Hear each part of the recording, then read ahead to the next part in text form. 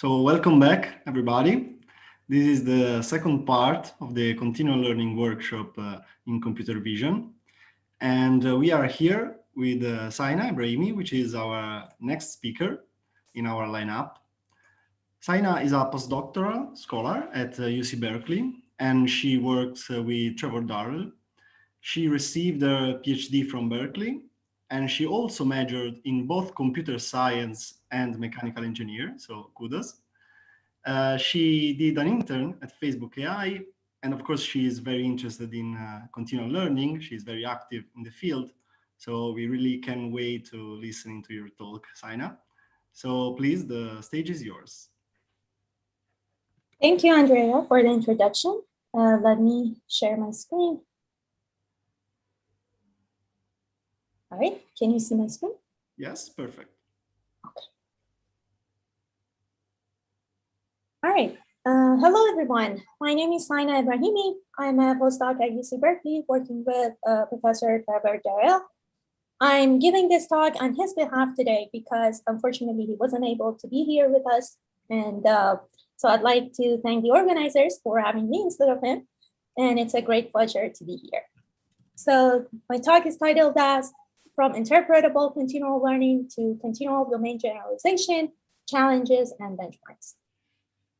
All right, my talk is going to have two major parts. First, I will go over our latest work, which was published at ICLR this year, called Remembering for the Right Reasons. It was a joint work with Facebook AI Research and is more of a new way to look at forgetting. And the second part of the talk is going to be a sneak peek at our ongoing work on creating a new benchmark for three computer vision tasks: image classification, semantic segmentation, and object detection.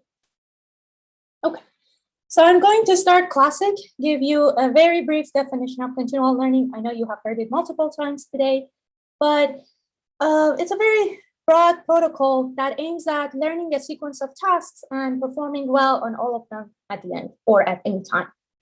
Some people argue that the main goal in continual learning is to reduce catastrophic forgetting. However, depending on what type of continual learning problem we are dealing with, solutions in this area also focus on optimizing some other objectives, such as limiting the data usage, memory constraints, while they try to remain efficient and scalable.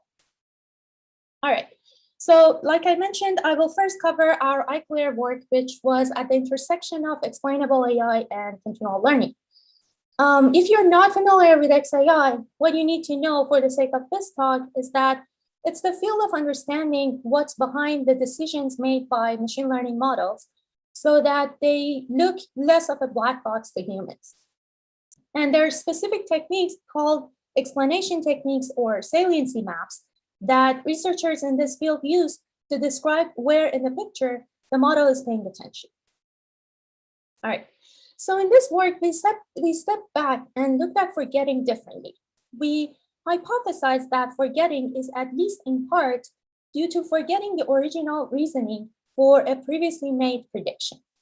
And now let's look at an example. Assume that we want to learn classifying rusty blackbirds as one of the classes in task T. For this particular example, if we visualize the predicted saliency map or the explanation for this example, it seems that the model mainly focused on the middle body feathers because that's where the peak of the saliency is located at.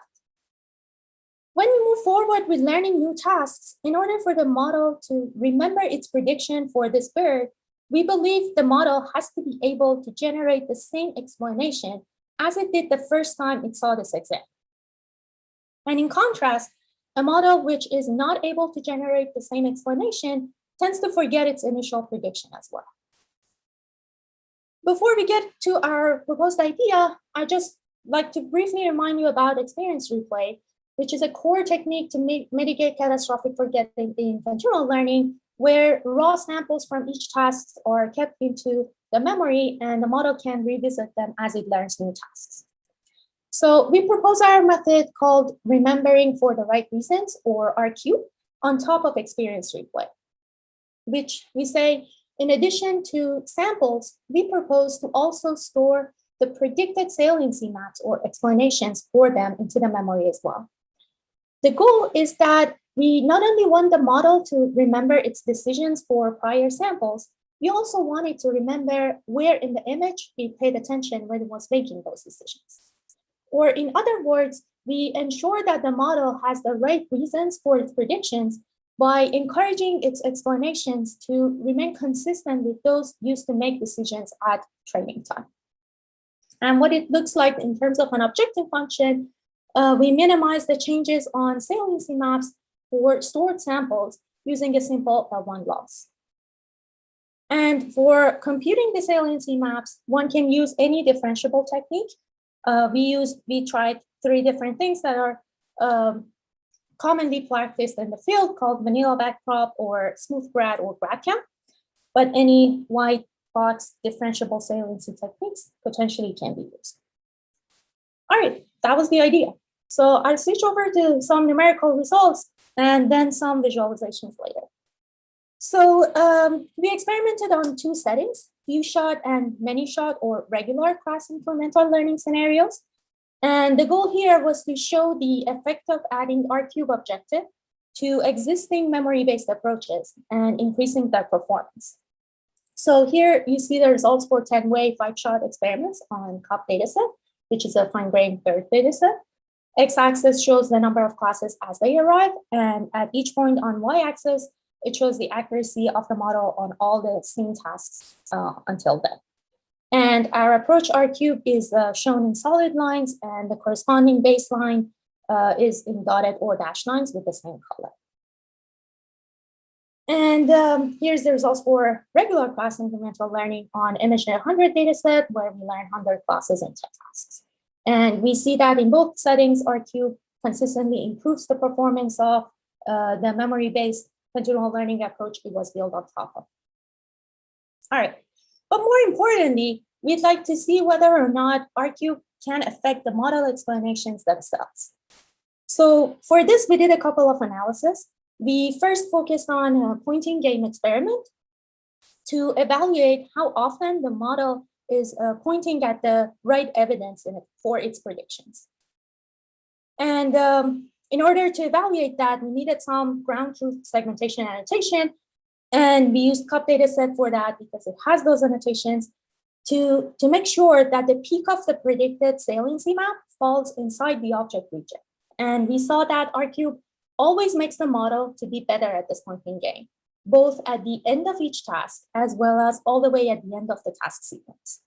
And there are a lot more results on precision and recall for different models, different data sets in the paper, which I encourage you to take a look if you're interested. And we also looked at some visualizations of the saliency maps across tasks. And here I'm showing you an example from CUP again, a test sample from task 2. I'm showing the results for experience replay where there's no R-cube involved yet. And you can see that the model makes an incorrect prediction for the sample at the end of task 7 and is never able to recover from it. Whereas if we build R-cube on top of experience replay, you can see that it made a wrong prediction after task 5, but it is able to correct itself and consistently starts predicting the right prediction all the way to the end of the sequence. Okay, so this was a brief introduction of our R-cube work as a novel idea that encourages the model to remember its evidence to reduce catastrophic forgetting.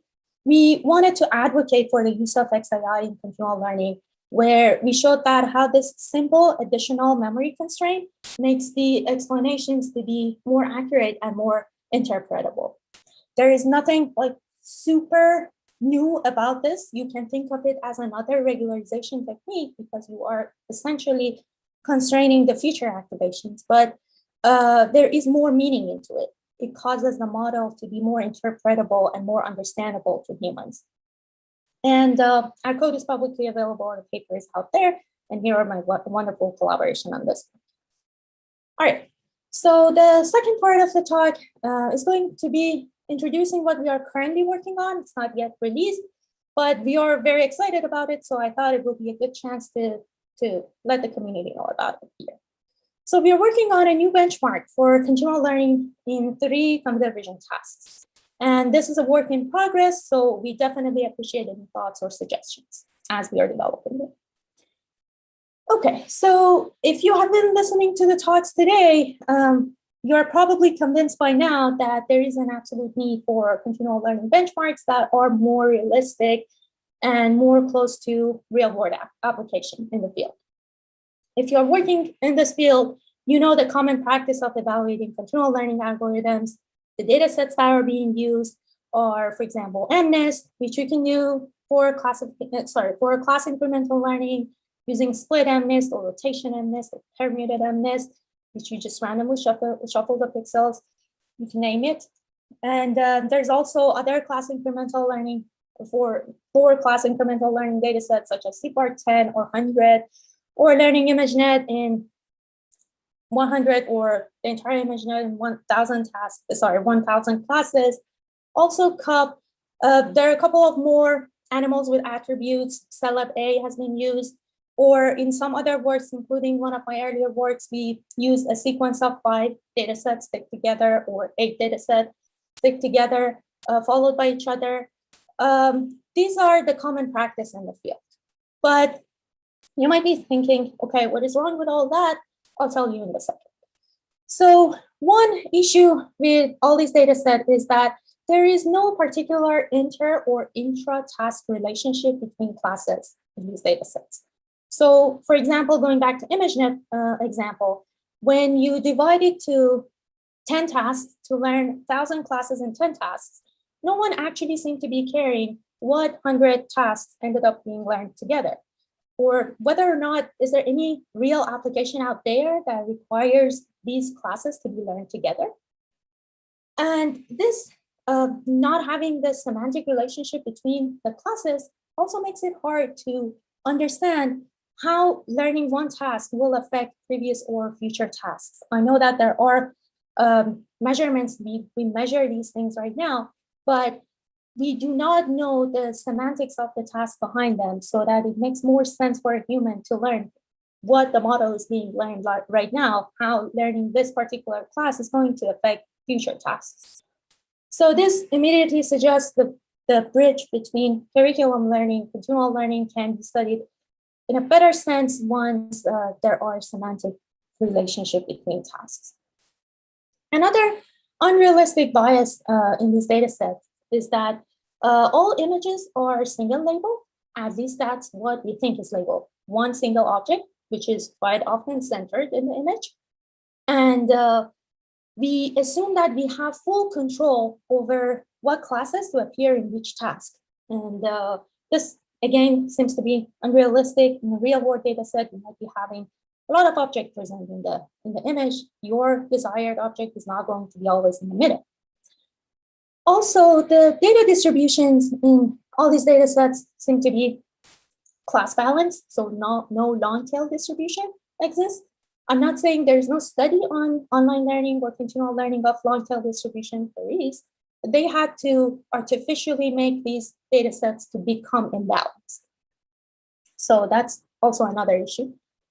And also for the classes inside tasks, we always assume that there are equal number of classes, exist in different tasks. Again, doesn't hold true always in real life. And one more issue is that the data sets are so small that it's hard to justify the memory limits. So we often get asked this question that, is it really unrealistic to assume that we can save the entire MNIST on our computer? And the answer is yes, absolutely. You can store MNIST, that makes sense. But the thing is that we have been focusing on these data sets for too long and too much that we often forget that continual learning is supposed to be this gigantic stream of data that you simply cannot store in the memory. So also this last point was brought up in Razvan's talk, and also Hadis kind of mentioned that some people have started thinking that, you know, although these data sets are great because they are academic data sets, you can evaluate on, you can make a fair comparison across different continual learning algorithms, there's a lot of benefit to them, but they have started actually hurting us sometimes. by not allowing us to study the real problem.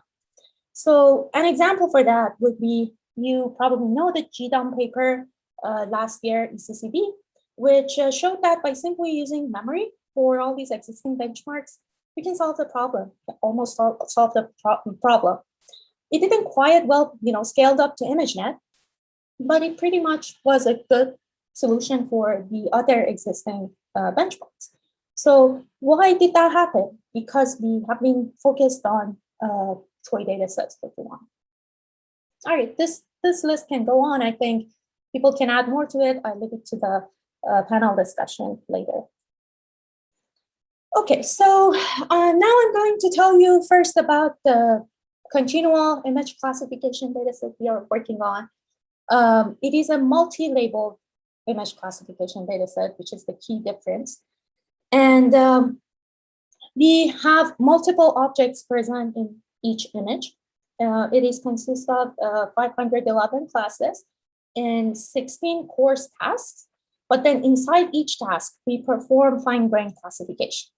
So there is a relationship between classes that exist in one task, but there's also a relationship between tasks across tasks, which I will explain in a second. So the key difference is that we do not control task boundaries, and we let that happen naturally. So let's look at what it means. Here on the left, I'm showing you task 1. Let's say it's defined as plant classification. So we do have images that contain tree, flowers, houseplants, etc. Mostly they're present in nature, but in real life, nature is not the only place where you can find plants. So on the right side, I'm showing you, fast forward to, let's say, task 5, which is about classifying office tools. We do not categorize the plants as office tools, particularly. However, we do expect that the model should remember if it has learned a plant already in a previous task. So for example, rubber plant from task 1, if it appears in an office, we do not remove it, we do not remove its label, and we just treat it as an object that is appearing in a completely different context. And it is co-occurring with a whole lots of different objects.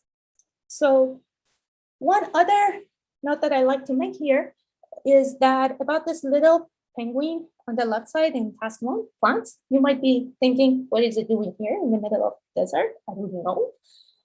It is there, but you might be also thinking, okay, wasn't it this task about classifying plants? But the answer is yes. But note that nature is not just about plants. We might have different instances of animals in the picture, but classifying animals is yet a whole task by itself that is on fine-grained animal classification. We have that task also in this data set, but it doesn't mean that we are going to restrict the model from seeing any animal during other tasks. And if it appears, we let it be there. We don't hide the label from the model, and we try to classify. All right, there are also some interesting contextual details in the data set that we hope that can be beneficial and insightful when people start studying forgetting on it. Just to give you an example, assume this lobster class, which is present in 2 tasks in different contexts. On the left, I'm showing you a live lobster in animal classification task, but it also appears in food classification task as a unfortunately dead animal placed in a plate. And another example would be like this Caesars class. Of course, there are different types of Caesars, and we have them in the kitchen. They're used in surgery rooms or in office. We think it is interesting to see how the continual learner behaves when it faces contextual bias. These are all from the same class, but completely going under different data distribution and context and co-occurring with different objects. All right, so I hope I was convincing enough telling you about why we are working on this, which will be soon available. And we are excited to show a full benchmark analysis and evaluate already existing continual learning approaches on multi-label classification, a setting which hasn't been tried yet for continual learning. And we think that it can be a great test bed to evaluate the effect of background bias and co-occurrences on catastrophic forgetting. All right, so next thing I want to show you what we did for semantic segmentation and object detection. So first, just giving you an idea of what's going on in those fields if you're not familiar with the continual learning benchmarks for segmentation. What people are using are famous benchmarks such as Pascal, MS-COCO, AD20K, or Cityscapes. These are the popular data sets that people do class incremental learning on them. But one particular issue in using data sets like, for example, Cityscapes in the literature is that for doing class incremental learning, researchers assume that there's a set of particular classes to be present in a given task, meaning that there might be some other classes from other tasks in a given image, but they just pretend they do not exist. They replace the label for those pixels with background, for example. And we believe this can be problematic because the object exists there, and this can just give some misleading signals to the model. And for object detection from the data sets I mentioned, Pascal and MS-COCO are being used. However, things are slightly better for detection and segmentation compared to classification, thanks to the presence of a couple of other options for data sets used, which are a lot more realistic and were collected, more importantly, were collected for continual learning. So one is Core 15. Everyone in this workshop probably is aware of it. It was part of the competition, and it was collected by Vincenzo, one of the organizers of this workshop, and also Open Loris object dataset, which was introduced at BigPro last year. Vincenzo was also part of that.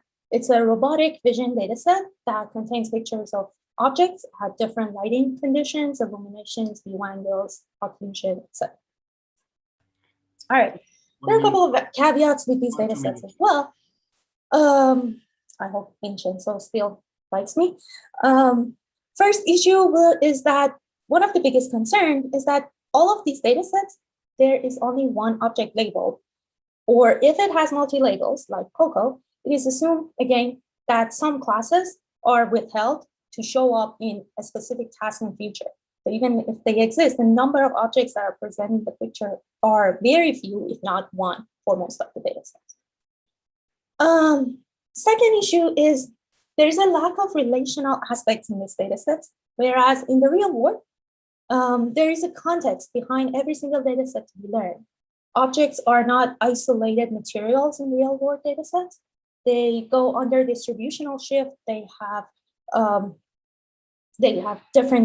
from different domains, and you might be already thinking about, okay, you have already heard about this in domain generalization and adaptation literature.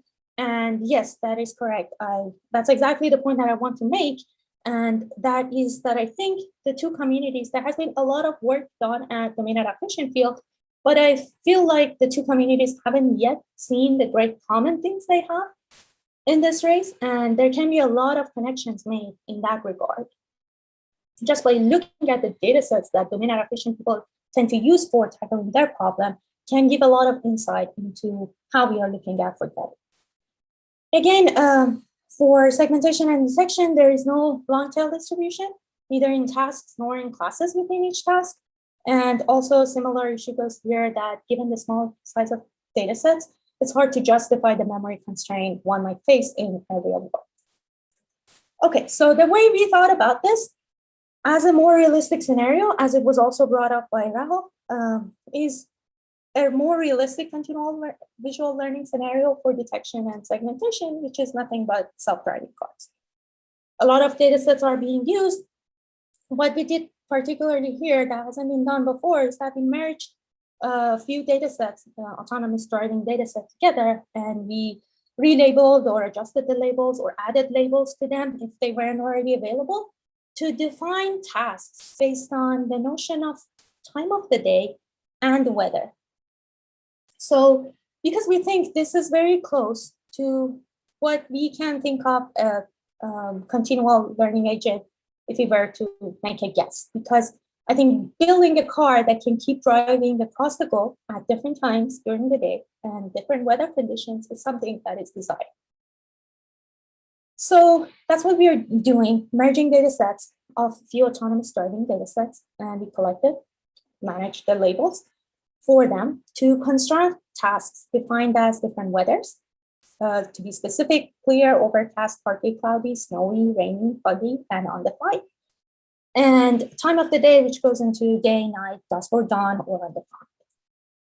And I'm showing here a few examples that you can see. For example, this is a scenario of having a car that is being driven in clear weather at nighttime, and then it switches to driving in overcast weather at dawn time, for example, and then switches back to nighttime mode, but this time with a snowy weather. So there is absolute class overlap across tasks, but they go under substantial domain shifts, as you can see. And here is the data distribution in our data set. Here is how it looks like for object detection. Very, very long tail distribution. One of the issues that I mentioned that exist in the currently existing ones. Same story goes for semantic segmentation, except that we have fewer number of classes and fewer number of images for semantic segmentation for obvious reasons. Annotations are harder. But the definition for task is exactly the same as the way we defined it for our object detection variant. And here is the long tail distribution for the semantic segmentation. Okay. All right. So I'm just wrapping it up. I think it's about time. I first covered our recent work on remembering for the right reasons. Our joint work with Facebook. The main takeaway was using explainable AI as part of a continual learning process, just to show how it can improve the model explainability and reduces forgetting. And I also gave you an introduction, a very quick one, to what we are working on as the benchmark for the revision tasks. Main takeaway before we release this data set is that I'd like for the community to start thinking about realistic benchmarks that are semantically more meaningful for a continual learning agent, and how important it is to just not study forgetting by itself, but to look at it in different contexts and the merge of other different fields, such as dataset bias or object co-occurrences or explainability AI, and so on and so forth. All right, thank you for your attention, and I'm happy to take any questions. So thank you very much. This was a great talk. And we have like tons of questions and no hope of answering them all together. But we can take, I would say, a couple of them. One curiosity I have is related to the R-cube approach. So do you see any, let's say, limitations in the approach? So the fact that some tasks may not be able to have the saliency maps, did you identify these kind of tasks, if they, let's say, are many, or in the vast majority of cases, you have access to these saliency maps?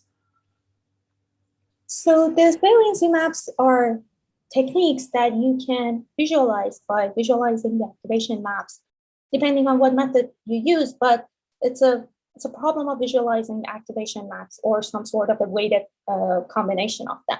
So as long as you have a CNN that you studied your data set with, of course, data set should be images. It makes a lot more sense if they are colored images. For example, this method doesn't quite work on MNIST or the MNIST variants. You don't see a good activation map for that. I mean, in terms of a good visualization that would make sense to a human. And of course, the higher the resolution the data set is, the better visualization you can get for saliency maps. So to answer your question, if you don't have good resolution in your images and you're not using CNN, then it's hard to get saliency maps. Otherwise, it's just a matter of visualizing your activation.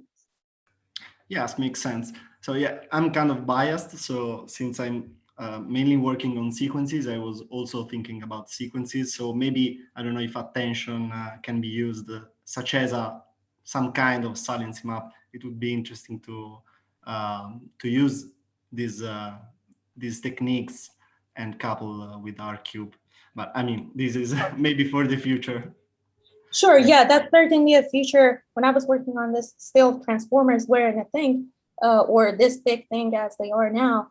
But definitely attention maps, anything that you can make your model more interpretable, anything that you can basically put a loss on and included it in your optimization as a regularization scheme, and it makes sense to a human in terms of, okay, this makes sense. Model is paying attention to this part of the model. That was basically the main point of doing this, making more meaningful visualization for what we are regularizing, as opposed to just regularizing output of some layer of the model. Yeah, right. So there is a quick question from Vincenzo, which missed if the new dataset you just introduced is a video dataset or an image dataset. So this is just a quick one. Oh, it's an image dataset. I showed the video of self-driving car to show you how a car can transition from a specific weather to another one, or nighttime, daytime. That was just shown for visualization, but it's an image dataset. But of course, images are coming from video clips. Yeah, sure. Okay. But they are treated as images, let's say. They're treated as images. Then we have a question from the YouTube stream, I think from Arthur Duillar, who asks, so what is the difference between RCube and learning without memorizing? Because the latter also constrains the new model with respect to the GradCam of the old model. I don't know if you're familiar with learning without memorizing, because otherwise, of course, it's... Yes, I think I'm familiar with that. It must be CVPR year before. Yes, I think I remember that. So the difference is that I don't think they used memory in that work. And here is an idea on top of memory-based approaches. Once you have already selected that strategy to be your continual learning strategy to store raw samples in any form of experience replay, this is an additional constraint to that you can make your model better. So you can think of it as a caveat that it is using memory, raw samples into the memory as the continual learning strategy, but I don't think I am competing with any method in here. This is an additional constraint on something that is already being saved in the memory for any memory-based continual learning strategy.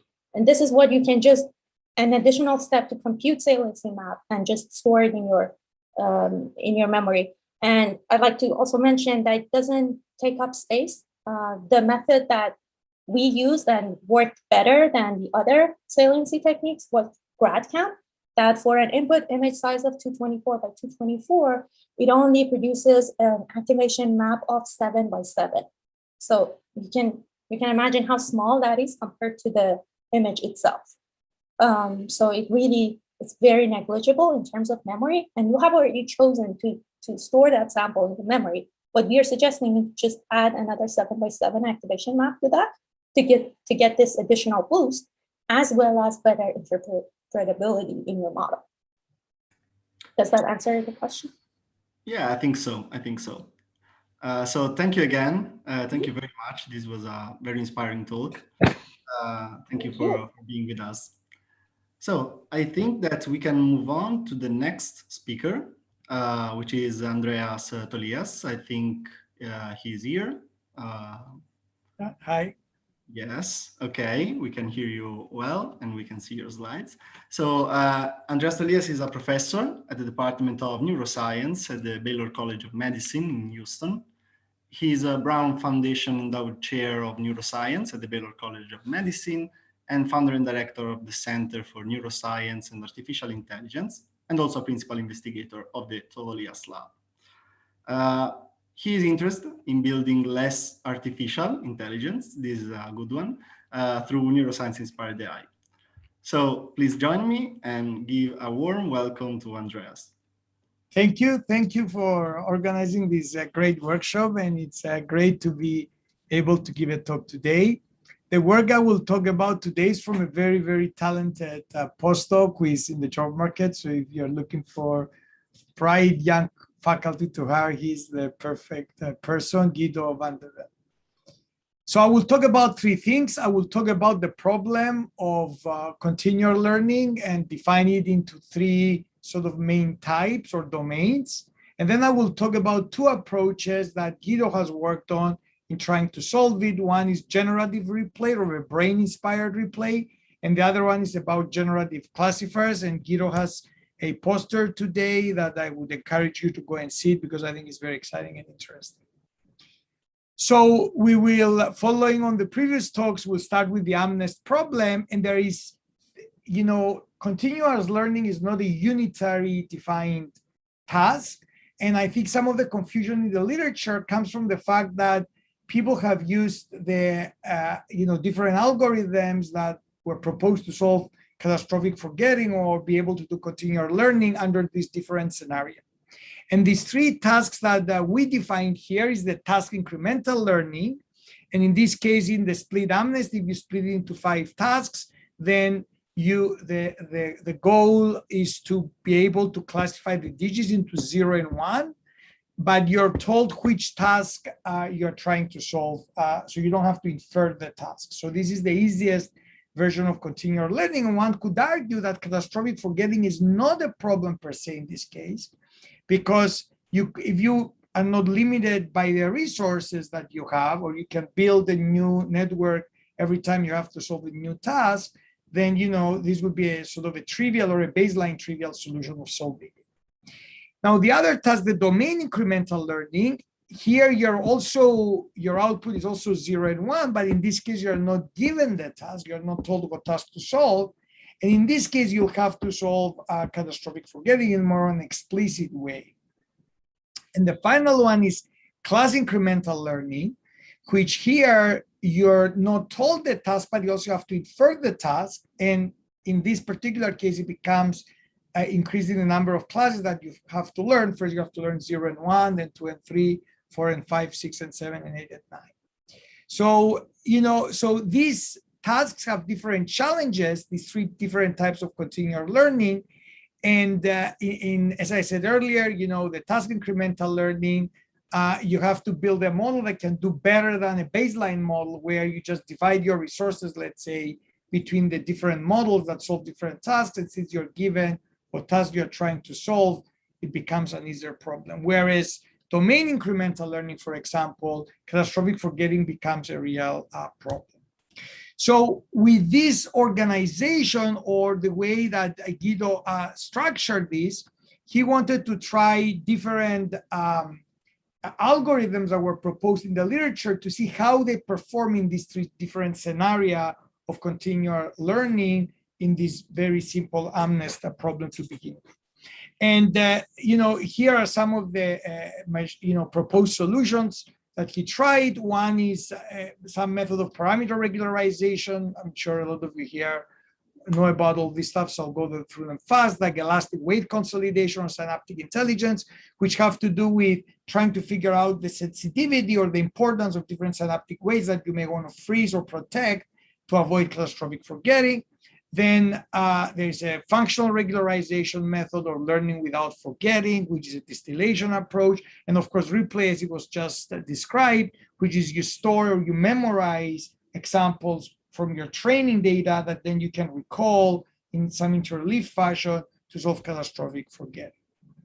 And in these 3 tasks, as you see, the task incremental learning, all the proposed solutions could solve the problem, but the other 2, the domain incremental learning, only replay, and the class incremental learning, only replay, could have a very good solution. In the domain incremental learning, different methods were performing above baseline, but as you can see, still far off from the joint. The black one, which is the baseline, the upper bound is when you're learning in an interleaved way, which is the standard method of learning the class problems.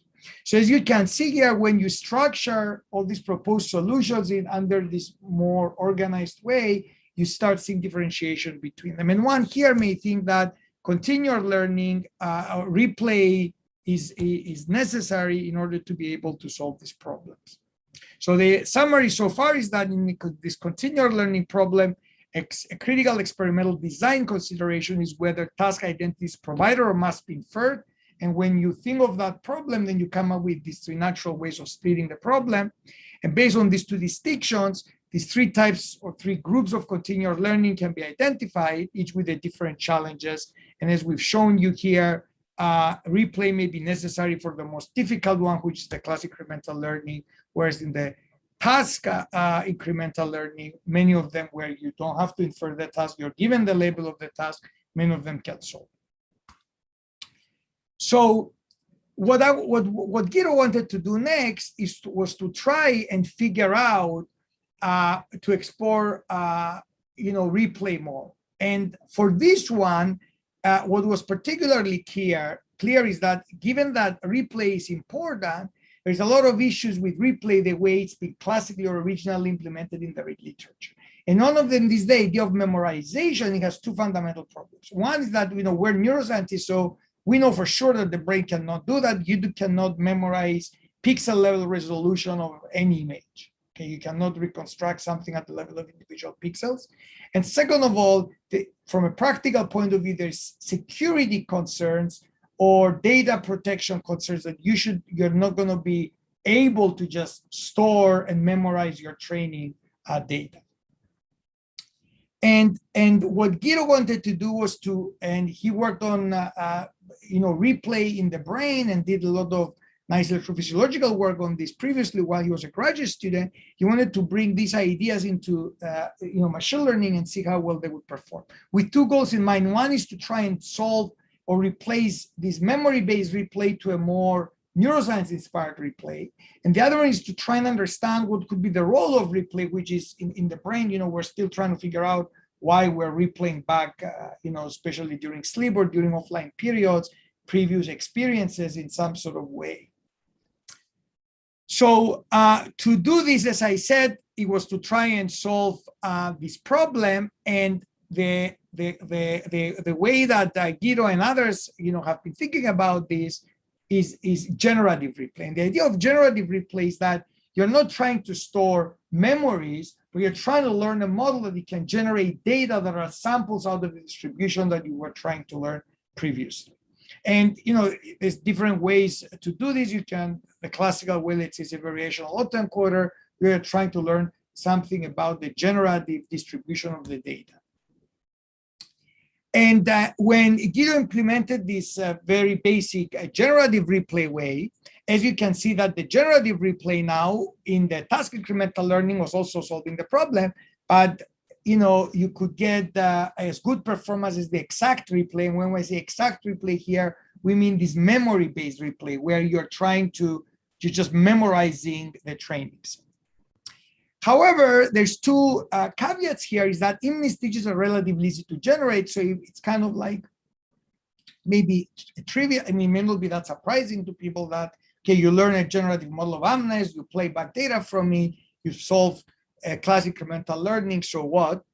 And the other one is that this constantly training on previous tasks may seem very inefficient, right? So if you're constantly every time you come with a new thing, you have to replay back all your memories, even through a generative model. That's definitely that's not what the brain does. We're not sleeping longer and longer or dozing off longer and longer as we are learning more stuff. If anything, we're learning faster.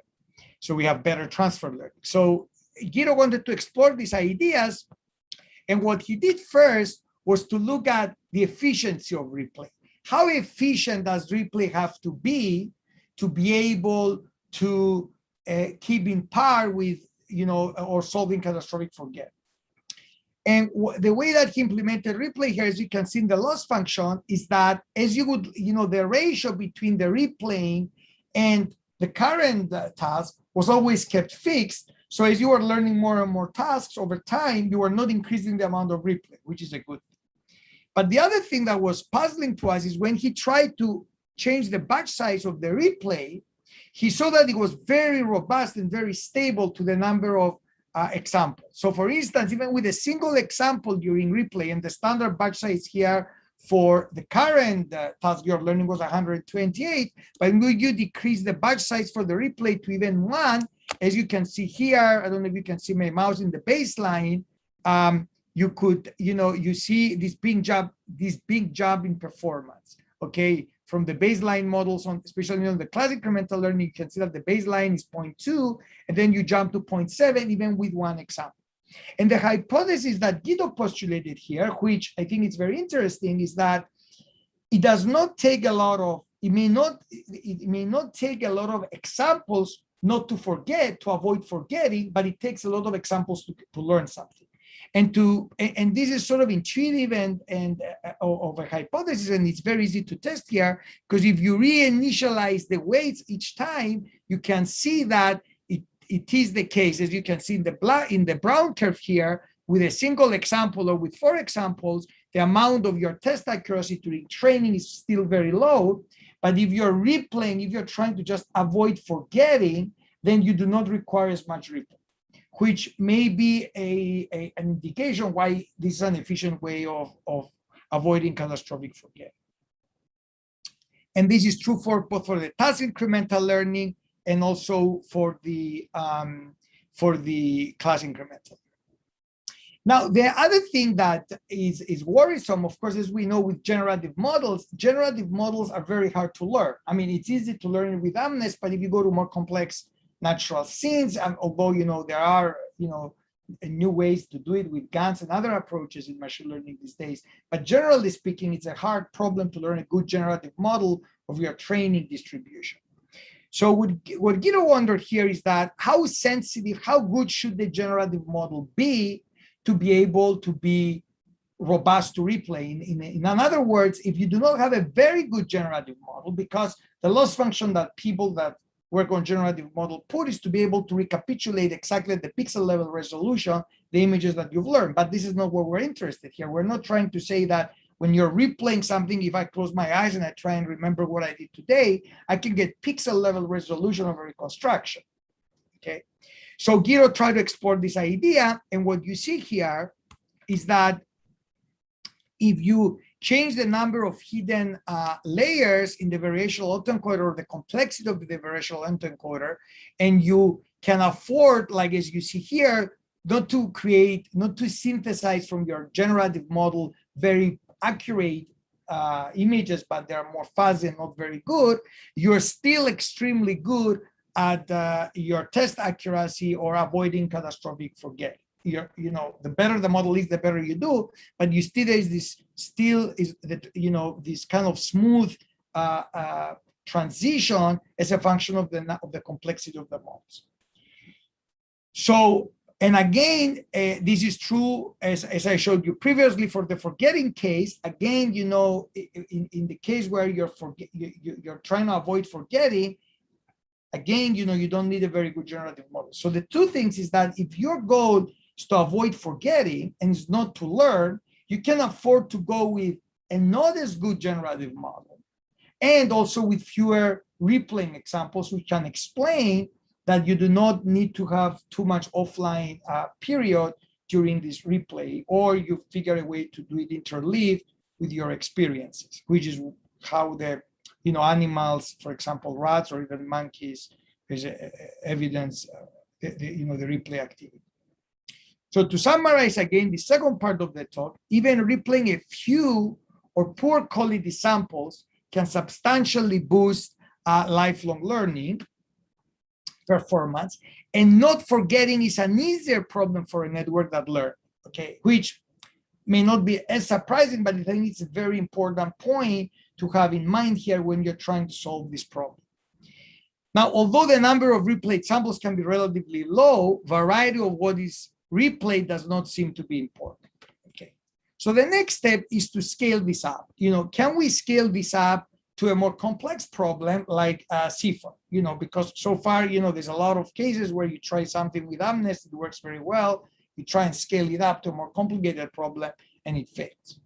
So the next complex problem is the CIFAR 100 case.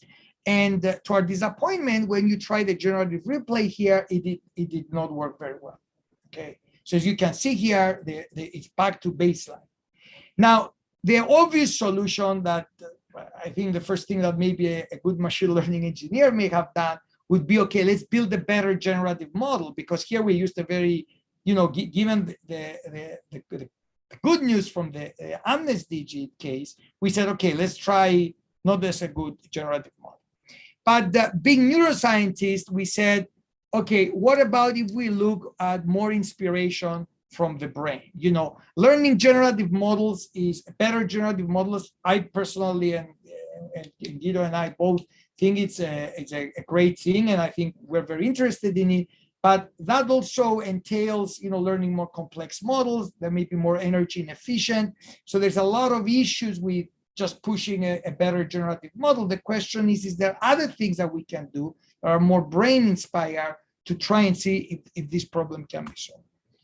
And what Guido did, he did 4 things that I don't have time to get into the details, but they're in the paper and you can read about them.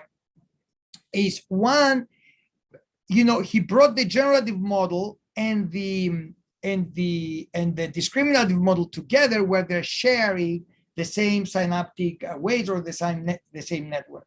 So you can think of it, for those of you who are familiar with neuroscience, there's the cortex, the neocortex, and the hippocampus sitting on top of the neocortex, which you can think of it as some latent space of the generative model. So the hippocampus is sort of generating the activity through the neocortex.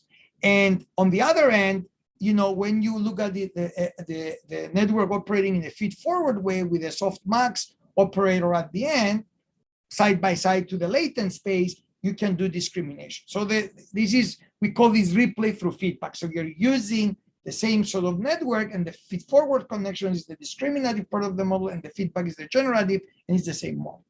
The second one is conditional replay, and this is an interesting thing, because you could imagine that when you replay back, you're not randomly, it's not like you don't know what you're trying to replay. You could have in your latent space, if you have a mixture, a Gaussian mixture, where you have different classes, let's say, represented, you can sample, let's say, from the cat class or the dog class, and which ones you're sampling, so you can have conditional replay, so you can condition your replay on a certain class. And the other one is gating based on internal context. And again, here, this is something that has been proposed, but it becomes like cheating if you don't do it through replay, where you're saying, I'm going to use part of the network based on the context, in this case, the class. But of course, since you do not know the class, if you do it in a normal way, it's not very kosher. But in this case, since you're generating data, the context, you can do this internal context replay. And the final thing, which I think is the most interesting, is this internal replay. And this, again, it comes from the idea that in the brain, we do not have pixel level resolution of our generative model. Like if you say, reconstruct the room or your house, it's a sketch. And the way we think of it in neuroscience is a sketch is that you're not going all the way down to the lower levels of the visual hierarchy, but you're stopping somewhere. So the way that Guido did this is that he took the few first layers trained on a different task, on the different types of data, not the same classes, in this case C410, and then froze these layers, and then just learned the generative model and the replay up to a certain hidden layer. And we call this internal replay or hidden replay. And what you see here is that when you do this brain-inspired replay, and all these 4 things in the paper, it shows the contribution of the individual parts, they gave some performance, a significant increase in performance, but still quite below the upper bound of the joint performance of this network with the same number of parameters.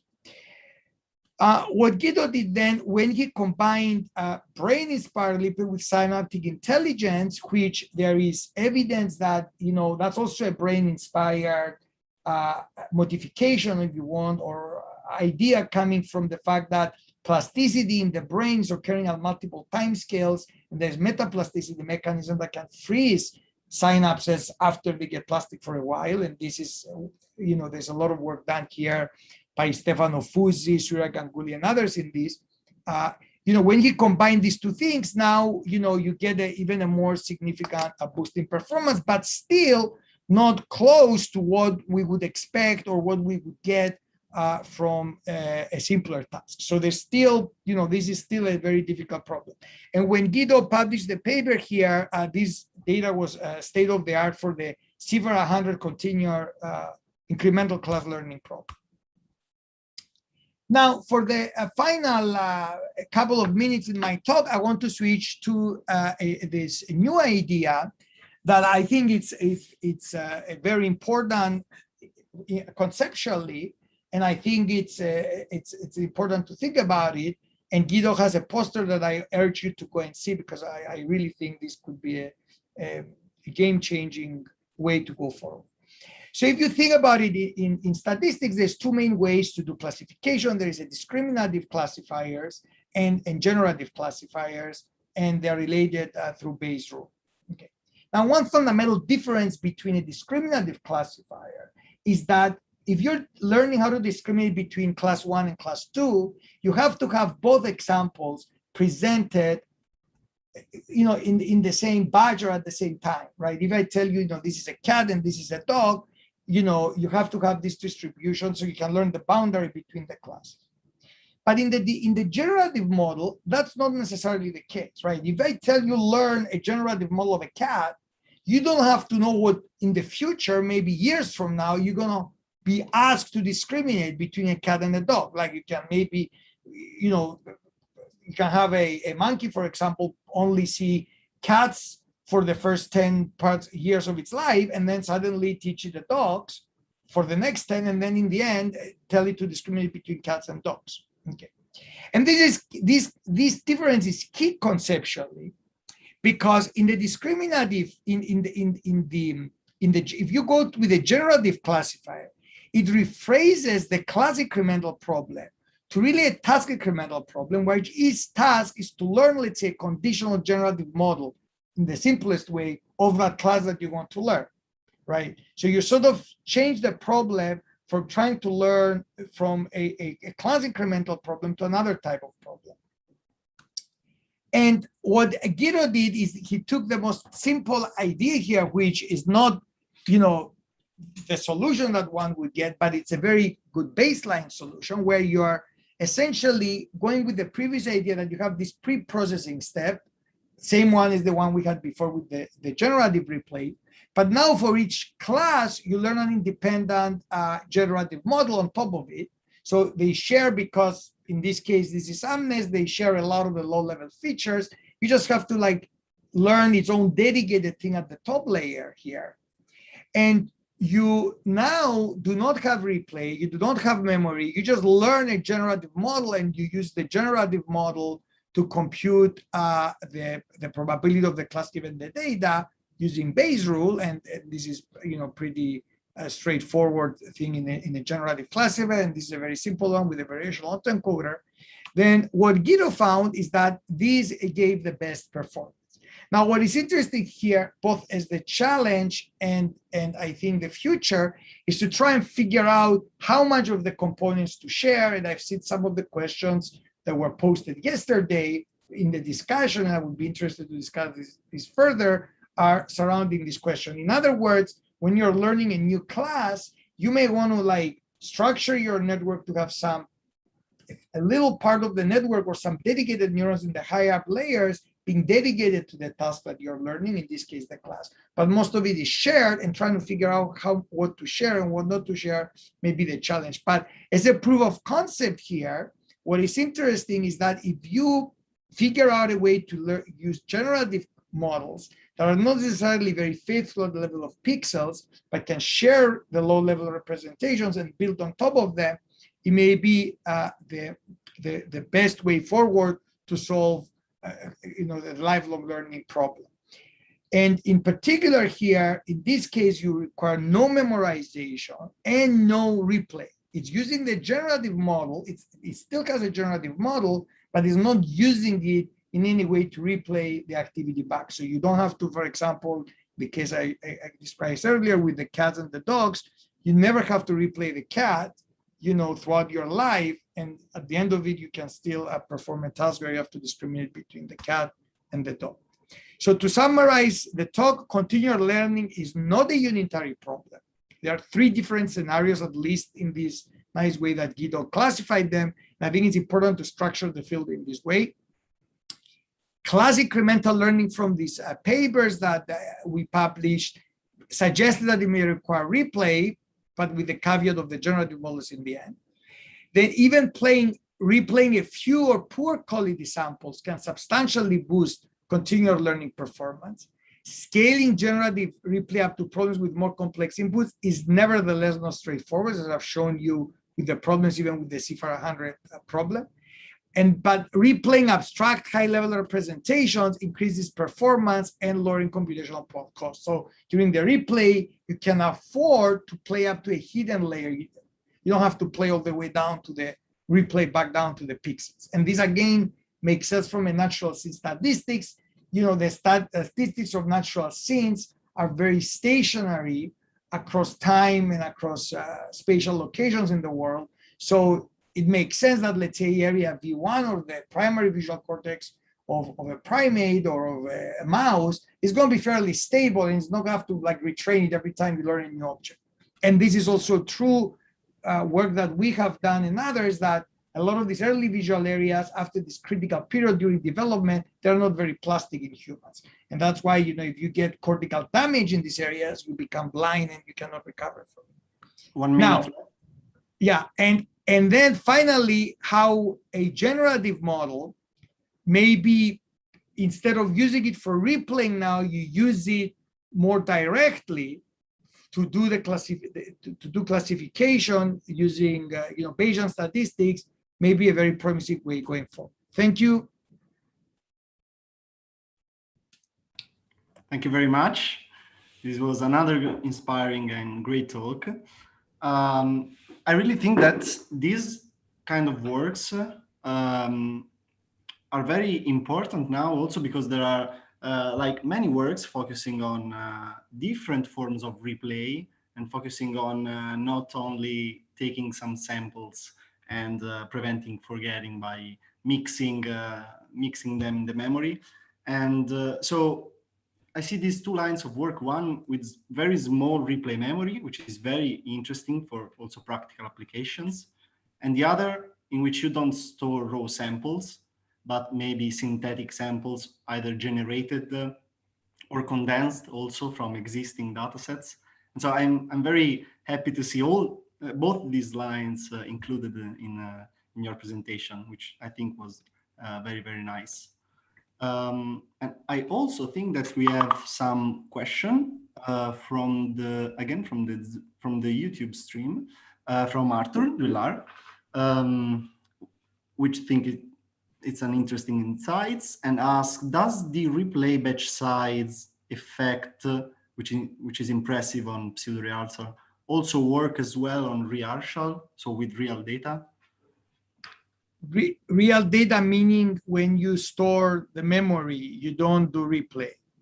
Yes, when you don't have the generative model. Yes, I think the batch size effect, if you just store it, it just tells you that you can, I think is what you said in your discussion earlier just now, is basically, if you don't have to store all your memory, you can decrease your memory buffer quite a lot and still get away with it, basically, even if you decide to go with a memory exact replay system. That's correct, yeah. And there is a follow-up question, also from Arthur. And if you don't need that much data, isn't it simpler to store like 2-3 images instead of a generator model that may weight 10, 100? Yes, amount? That is a great question. And I think it depends on the problem, right? Like practically speaking, because if you want to build, let's say, a robot, or you want to build some visual system that can recognize and do a lot of tasks, and then of course storing simple examples may not be the right thing to do. It may still increase the memory quite a lot, because you can have thousands or tens of thousands or hundreds of thousands of stuff that you may want to do. It's not just image classification, but you may want to do segmentation, you may want to do a lot of stuff. The other thing is that there's a security concern issue. Like a lot of from a practical point of view, let's say if you're in a hospital setting and you build a machine that does breast imaging, cancer detection, you may not be able to send data from one hospital to the other to then be retraining the network. So there's a security concern here in addition to a memory buffer. The other thing that I didn't talk about is Guido in the paper, he did this comparison between the amount of, let's say, memory that you would require, some currency in terms of some energy, between replay, exact replay, and generative replay. And he showed that the generative play is much more efficient even for simple problems. So even if you say, I'm only going to store one image, or I have a limited budget in terms of how much memory I can put to store stuff, it's always you gain by storing the generative model versus simple memory examples.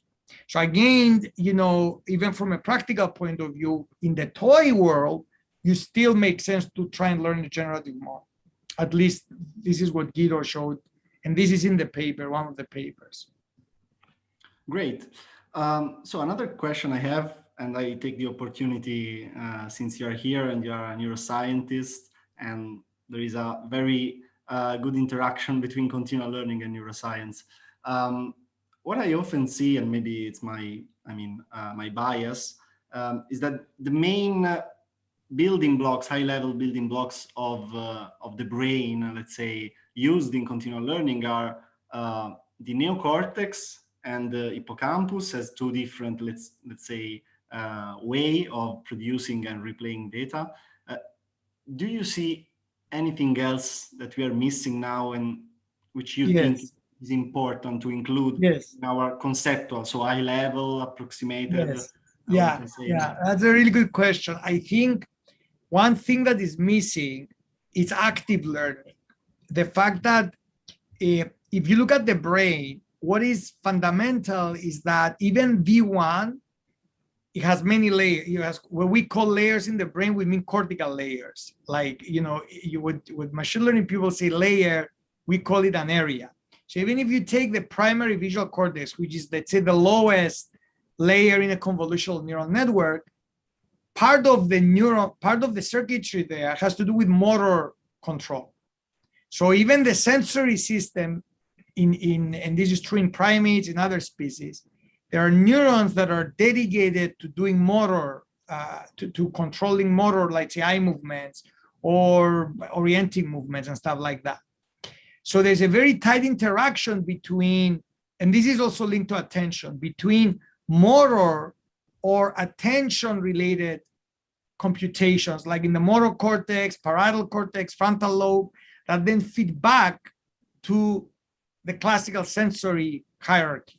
So this is one way, let's say, very big picture is like you have the cortex, let's say if you want to do vision, the visual cortex, then you have the hippocampus that it has to do with memory and learning and maybe some kind of generative model. And then you have the motor system, which is related to attention, that is trying to interact with the sensory world in a way, doing some sort of causal manipulations. So I think that is, and of course, people are introducing these ideas in machine learning now, not just in robotics, but in simulated worlds, like simulated agents. But I think this is an important concept. That's one of them that I can think of. The other one may be the cerebellum, which is another system that has both sensory and motor, and maybe doing some sort of more like simulation type of stuff. But yeah, I think there's still a lot of high-level concepts that yeah, also because in machine learning often we refer to neurons as independent in some way, well, all equal units. But if you think that in the cerebellum there is the vast majority of neurons in the brain, and if you take him out, you can still reason, maybe walking a bit strangely, but you can still functioning quite well. This has to be an hint that not well, at least the structure matter. Yeah, exactly. Yeah. So I don't want to deviate much from from the workshop objective. So I think we have one last question from Jason Lung. It seems like even the split cipher 100 into 10 steps, so each step has 10 classes, is already hard enough for many existing methods. I don't know which methods he's thinking of. Maybe I can produce a follow-up, like, have you seen difficulties with your strategies, with your methods to train on this kind of split cipher 100? Yes. So here is the split cipher 100. And as you can see, Jason, I think, asked the question. You can see that some of the classical original ways proposed, like intelligent synapses, learning without forgetting, elastic weight consolidation, they cannot solve this problem. With incremental class learning, we go from 10 classes to 100 classes. The brain-inspired replay with synaptic intelligence does a decent job, but it's still, it's not a solved problem. Like, I mean, we know that the network in theory has the capacity to learn all this stuff because this is the same network on with the joint, the upper bound, let's say. So there's the capacity there. We just don't know how to get to it. The only one that at least unless you have brute force memory, right? That of course would solve it, right? You memorize everything and then you replay it back, that would solve it. But the other one that at least I'm familiar with, but you guys may be more experts, it hasn't been shown, but would be some sort of generative replay. Sorry, not replay, but learning a generative model. But I haven't seen people implement it along the lines of what Guido, will be presenting. And I mean, this is the one I'm saying, so I haven't seen it before this work, but this one, as far as I know, is the current state of the art. But of course, it's this very, baseline model where you learn different heads for the different classes, and then you do everything in this Bayesian framework of a generative classifier. I mean, this is the incremental class learning for CVPR. Great. I think this answers the question. So thank you again, Andreas. This was a nice talk. Thank you. Thank you for being here with us. Yeah, thank you. And very nice to meet everyone. Okay, so I think that we can move on. And now we have the panel discussion. So I will leave the stage to Pau, which is in charge of moderating the very active panel discussion. So Pau, please. Thanks a lot. So we'll start the panel. We'll start the panel. Our panelists are Rahaf Al-Jundi, who is a researcher at Toyota. Jeff Kloon, who is an associate professor at UBC and a research manager at OpenAI. We also have Andreas Tolias, who just talked, and he, if I'm not mistaken, he's at Baylor College, Texas. And we have Saina, who is a postdoctoral scholar at Berkeley. So you can turn on your cameras and unmute yourselves if you want. The panel has, we have some questions that I will ask to stir the discussion. And then we are also open to questions from YouTube and our Discuss channel in our website. And I'll try to interleave them so that we have a rich discussion also with the audience. So the idea is that, like, when I ask a question, any of you can take a step and try to answer it, and then just try to leave space so that others can also talk. And that's it. So I'll start with a question that I've heard the word many times already in the different talks in the workshop, which is GDAMP. And well, by the way, Saina, are you here? Okay, Saina. Excuse me, were you talking to me? Yeah, no, it's just to check that you are here, because yes, I am. Okay. I didn't see your camera. It's good. So yeah, we have heard the word GDAMP many times during the talks. And GDAMP, for those that don't know, is a method that they show that just by training from scratch a model from a small buffer, it's enough to obtain state-of-the-art classification performance with respect to different continual learning algorithms. So the question is, are vision datasets too far from continual learning's assumptions, or it's fine and the metrics are wrong? Should we stop focusing on incremental classification? May I start by just commenting on the GDAMP performance? Like I mentioned in the talk that to me, for a continual learner, the anytime performance is quite important, and GDAM does not meet that. So it does that offline training on the buffer at discrete steps. Further, it does lots of data augmentation and tuning, which most of the compared methods were not using. Further, you cannot compare to online continual learning methods that don't do that and only train on the buffer, well, from my own perspective. So I would prefer things that could give us this anytime performance. Then in our next, in our work that I've presented that looks at the representation, at the interference during learning, and with a very simple trick, we managed to get much better performance compared to GDAM. So what I wanted to say is that the benchmark, of course, is not perfect, and we should improve them. But there are different ways to get the best performance, but we should respect maybe also, or consider also, the characteristics of which the methods are designed to be applied, or what setting. So having that being done offline training with a buffer doesn't mean that all the methods are crap. It means that there are still room for improvement.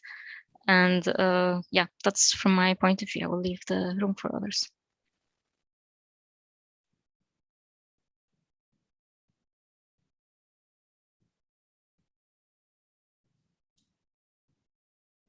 Yeah, I mean, I agree. I mean, I don't, you know, I think what it shows is that it's a difficult problem, and we need a GDAM-like baseline to compare improvements over that, because even a naive way or a simple way of using a memory buffer can work as good as some of the other proposed methods, but it's still a difficult problem. So I think it just underscores the need for using better baselines when we propose new algorithms, I think also.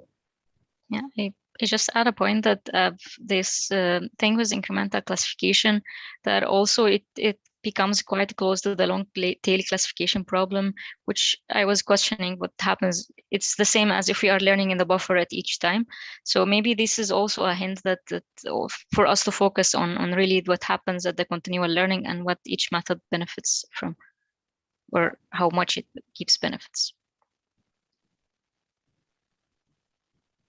Maybe we need an evaluation that reflects anytime performance.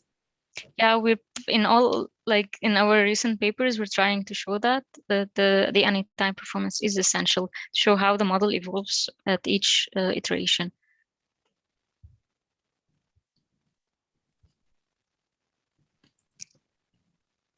Well, if you can do offline training with the buffer, you don't need the continual learning. The whole thing is that you don't want to repeat the process all the time. And the buffer is just to aid, and we're supposed to do better, of course, but having this baseline to me does not contradict all the advances that have been made.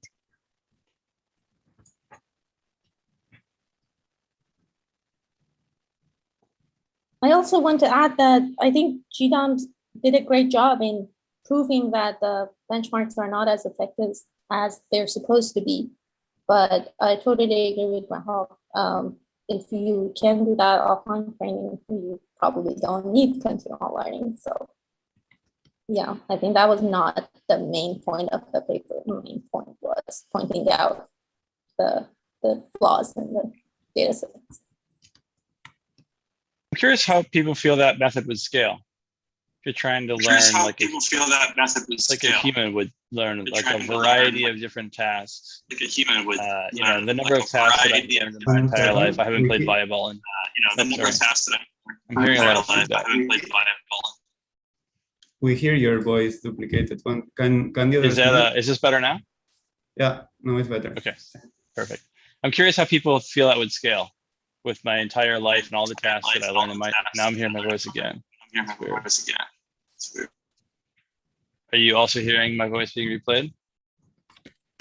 No, it's better. I think it was like we have to be all muted. There's some delay between some of us. I see. Maybe somebody's got their, yeah, so feedback loop. It's not me. Yeah, so we're all learning in our life a variety of different tasks. Would you have a buffer for each of them? And would you be doing all of this data augmentation and training for everything? Like I haven't played volleyball in 10 to 15 years. I still think I'd be pretty good if I went out there right now. Am I doing a buffer for volleyball data? Like in every other task I've ever learned all the time? Like that, this goes to a broader question. I recently gave a talk to Mila, very similar to the talk I'll be giving later. And Yashua's question to me is like, oh, why is this a problem? Like, why should we focus on continual learning? Can't we just like, do some random replay and basically your brain is keeping a small buffer of random samples and doing replay. Why is this a thing? And I run into this a lot when I present continual learning. I take it for granted that we should focus on this. And most people stop right at the beginning and be like, why isn't this just like a simple solution problem? So I'm curious what people on the panel or maybe people in the audience, if they can chime in, think about, these methods to me seem on their face not to scale because you can't be doing a replay on all of, certainly not the raw data from every task that were performed, even condensed data. There's just not enough time in my human brain. Now you could argue that a computer with a giant, cluster, maybe it could be doing that. But, if we want those things to be powerful, we'll be learning a lot of environments. It seems extremely sample inefficient to basically turn everything into IAD and try to solve the problem that way. Yeah, exactly. It's just repeating everything that has been done before at each time step, just re-consuming all the resources at each time step. And how much buffer can we maintain that it should be as large as our experience or the experience of the agent or the model increases. And then it became at point should become intractable. It should become intractable. But yeah, I totally agree with you. So that's why I was insisting on the anytime performance. And then it's true for benchmarks that we should do more in the evaluation level and think really what is being done by a method, how much is accumulating knowledge. So the use of a replay buffer is necessary, but it also makes these boundaries between what happens from what is learned from the buffer and what is maintained from the model itself. It's became a bit vague, and that's why we have to investigate more in measures and to see the exact effectiveness of the continual learning method.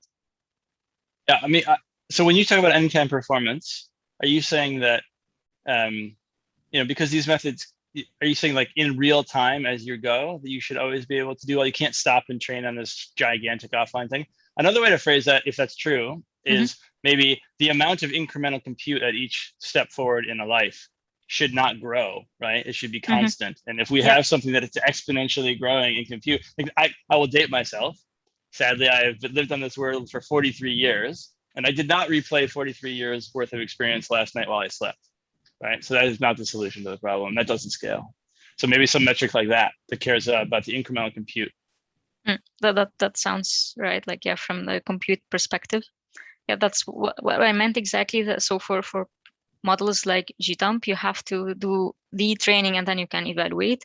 It takes lots of time and compute and memory. So you cannot do it each time. So between stages. So that's like repeated offline learning. But for anytime performance, the agent always accumulate the knowledge and is adapting to new scenarios. So yeah, that's one point that you mentioned, using accumulative compute cost. So it will be will be high for the case of GDump. But apart from the time constraint, maybe we can also find, I was referring more a measure of how can we disentangle the performance gained from the buffer and what is really maintained in the model itself. So earlier methods like EWC or learning without forgetting, they were effectively maintaining the model's knowledge, but there was this problem about shared multi-head issue.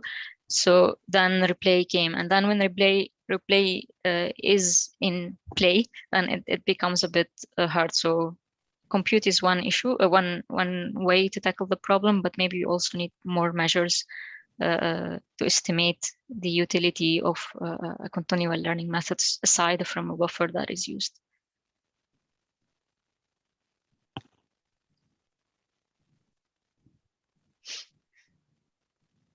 So that brings me to another question that is like, in companies like OpenAI, for instance, that you have infinite compute and memory, infinite for a student. Sadly, not infinite. I wish we had infinite compute. Yeah. how, like, what is the role of continual learning there, and how it relates to federated learning, for instance. So why don't we do federated learning instead of continual learning, or like, yeah, how is like different in such a big company to when you have infinite resources? I just don't think we have infinite resources. I mean, maybe before I say that, I will start off and say, like, I am not speaking on behalf of OpenAI. And so I'm not going to talk about like OpenAI's position on this. I'm, talking about myself as an individual researcher. Obviously, I'm interested in this question. I have been interested in this question for a long time, and continue to be so. But I just don't think, that everything that we do in general in machine learning is trying to do the best we can with current compute. Because I think we all know we don't have the compute that we want. We're still far shy of the human brain. And as more compute comes, our ambitions grow and grow.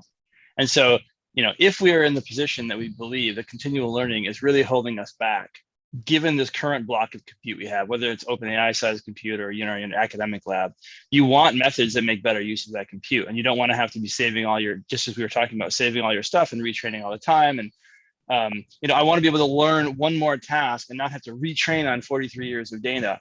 And so nobody even, to the extent that we agree that that's not the right solution, then people are interested, because if you can solve it, you get more out of what you have. And we're all interested in doing more, right? Like, we're so far from solving the grandest challenges in AI. And so nobody is in an infinite compute regime. And so I think that was one of the reasons why, for me, this is like one of the Achilles heels of machine learning that we should focus on and try to solve. And there's also an energy issue here. Like, even if we could be in the infinite computer regime, we would heat up the planet very fast if AI is going to have impact. So if you want to, let's say, build something that's going to have impact in the world, it has to be energy efficient, right? And just strengthens the point that you were saying, Jeff. Sure.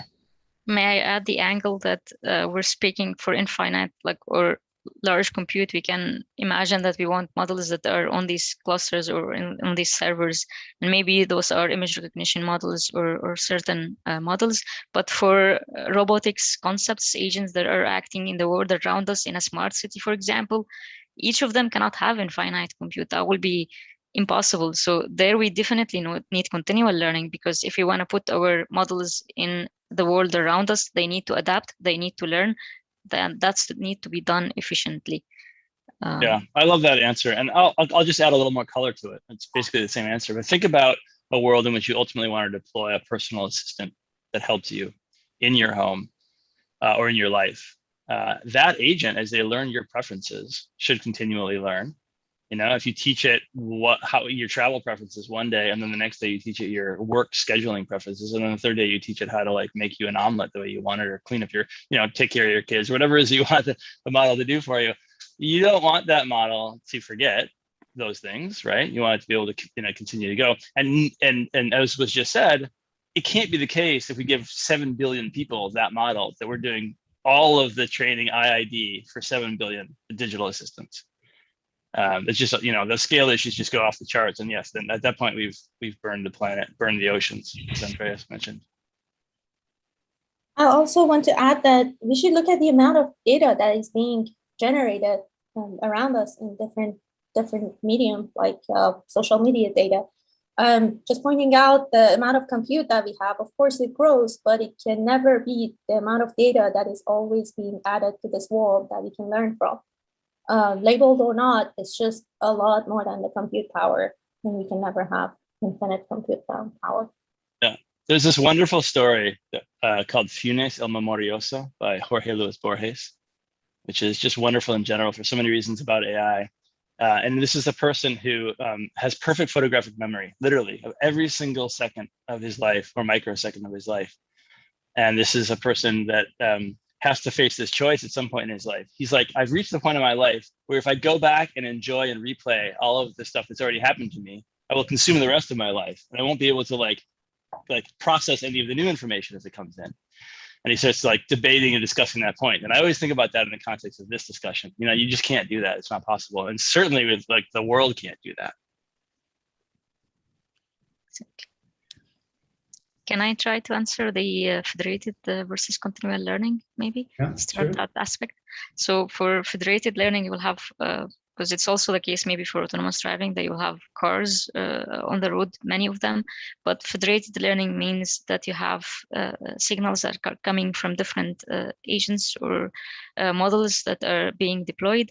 And then you want to do having this input from in parallel, and you want to do the updates at the same time. So to me, that's fundamentally still quite nice, but it's different from what continual learning. So this is multiple learning at the parallel scenario, while for continual learning, we have this issue of incremental learning. So to me, the axes that we are looking at are different, and both of the problems are nice and they should be integrated, but solving one of them does not mean that the other is solved. I guess the question was formulated more in the case where like you have data from multiple clients and you can learn from each individual client, but you cannot mix the data. But it's true that in cars, what you say is like, it makes sense. It's complete sense. Okay, so we have a comment from Terry Ball that is, why are the system told what to learn in the case of continual learning? Isn't the open world recognition learning approach that is having to detect what you having to detect what you don't know before you can learn it, way more realistic for continual learning? So yeah, it's OOD detection more realistic for continual learning than just telling the continual learning system what to learn? That's what I pointed out at the last of my talk about the continual novelty detection. So I was reviewing these open world recognition papers, and in fact, there is no solution that tackles the incremental learning aspects, and most of them were designed for incremental SVM, as far as I know, to the best of my knowledge. So open world recognition is about the whole concepts about detecting new objects and then asking for annotation for those and then relearning them, but it's a broad description. And then the solution is more about the open sets, the current solution. So with the open set, then you have, it's the same as combining novelty detection with a classifier. So the classifier should be able to deal with samples that are out of the distribution. So of course, to me, the ultimate goal is that you have the continual learning that can identify out of distribution samples and probably send them as a request for annotation, and then a new step can be done. That's if we are talking about supervised learning. If unsupervised learning come in play or reinforcement learning, that's another perspective also.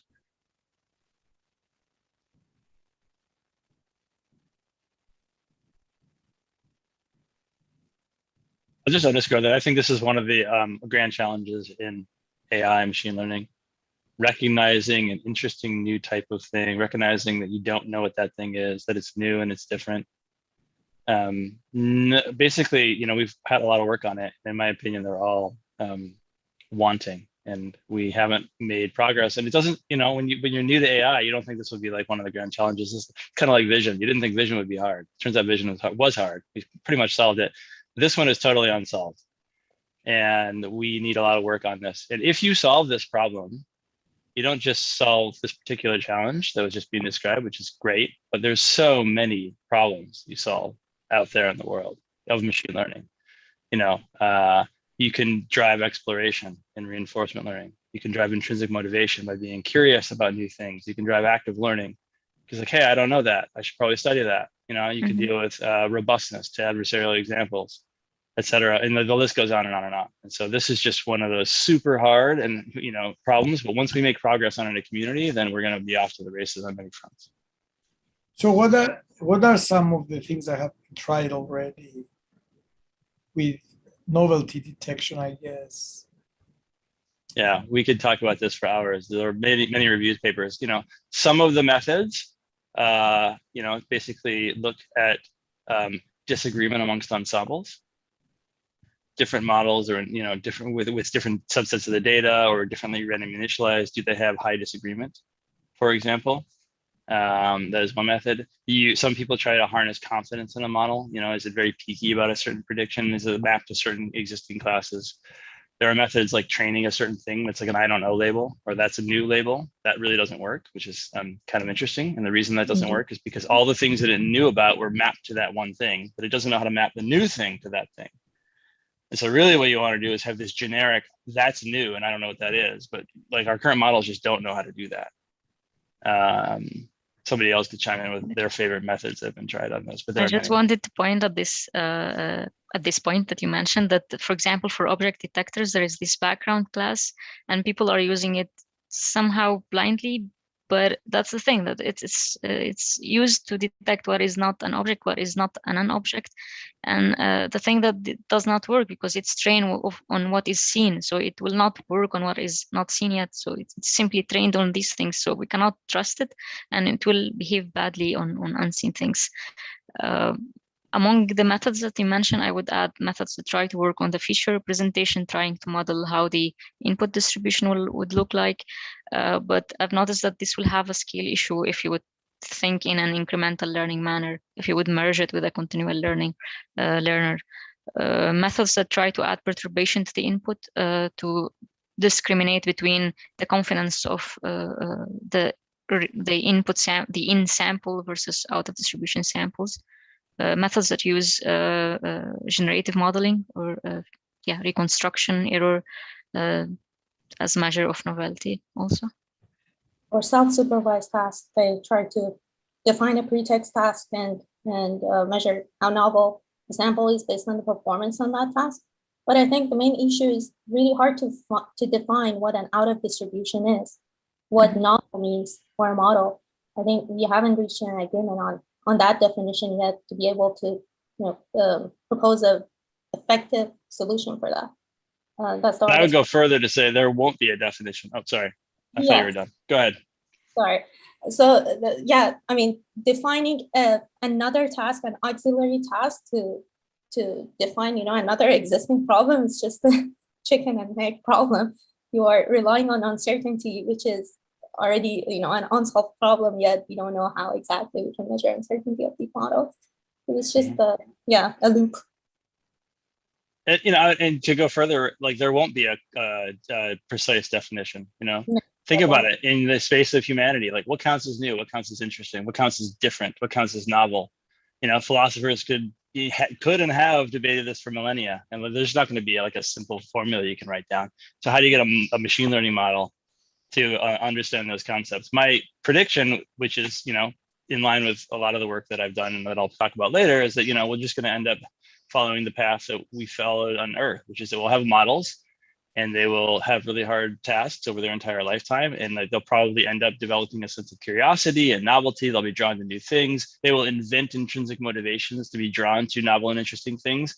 And then they'll develop a sense of interestingness and novelness, and they'll apply it. And they also won't be able to offer us a clean definition because there isn't one. And they'll be in the same boat that we are as humans.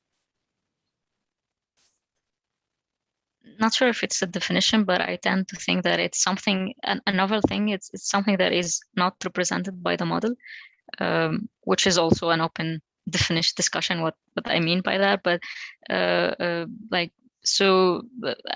a model that learns a set of classes, so samples that belong to these classes are not novel because they have the characteristics that the model has seen before. And then things that they don't have these characteristics are novel. For continual learning aspect, some things can be embedded in the model at one point and then they can be erased later. So catastrophic forgetting.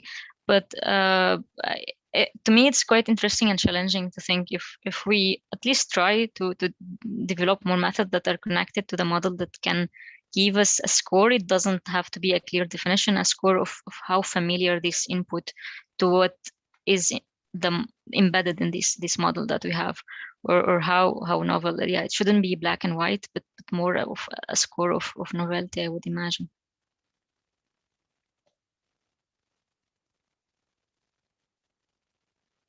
Another view of continual learning is like where you have to learn this set of skills that you reuse and you compose to learn new skills. So we learn to learn, and we get increasingly better at learning when we find new data, by reusing our previous knowledge.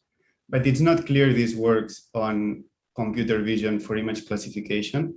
And the question is if we should focus on other tasks like reinforcement learning, or if you think that in computer vision we have all the challenges we need for continual learning.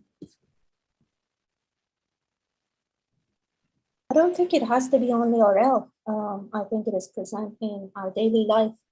One obvious example for that was discussed also during the talks is autonomous driving. It's a vision task.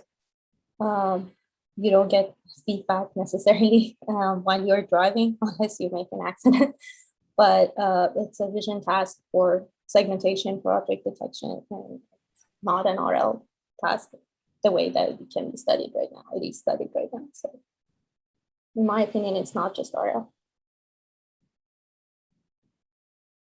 I love this question a lot.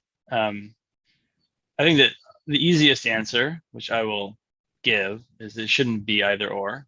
Some subset of the community should continue to focus on the vision versions, and some subset of the community and people who are passionate about it and want to push on different questions or maybe be futuristic and go to the harder stuff should focus on RL and other domains.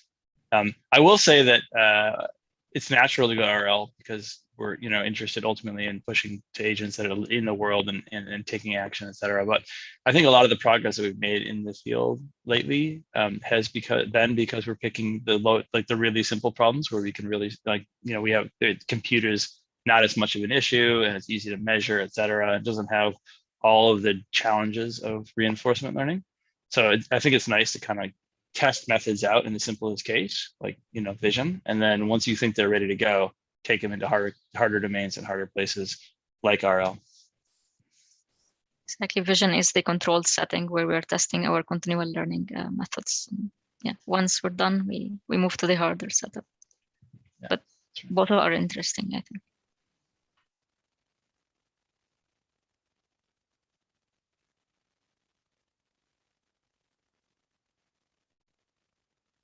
Andreas, you seem to work mainly with images. What do you think?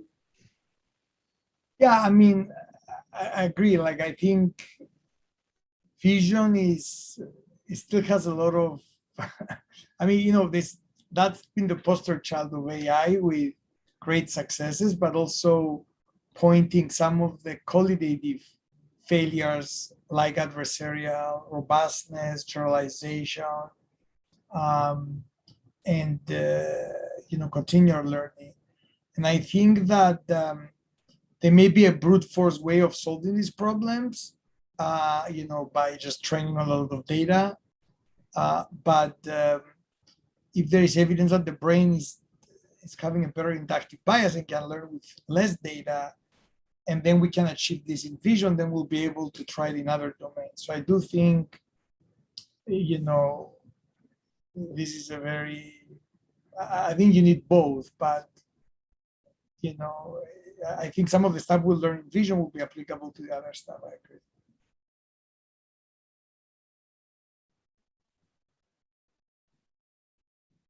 Cool. And another question about benchmarks from Iman, from the, I guess, YouTube comment is, what do you think of toy benchmarks in continual learning? In her experience, even state-of-the-art continual learning algorithms fail in toy classification and regression benchmarks. And why then focusing on ImageNet and making bigger benchmarks while we should focus more in solving these toy benchmarks? Yeah, I mean, that's a good question. I think because it's research, though, you want to explore,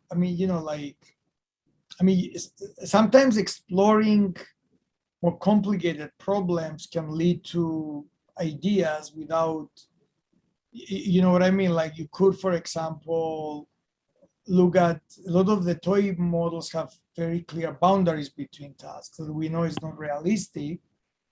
And someone could say, well, if you cannot solve it with clear boundaries, simple like cipher 100, how are you going to solve more complex, no boundary? But it doesn't mean that there's nothing to be learned.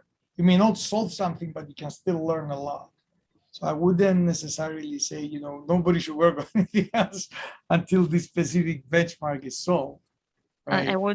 Yeah, I would be curious to understand what she means by fail for toy, like for toy data sets, because MNIST is the toy data set, for example.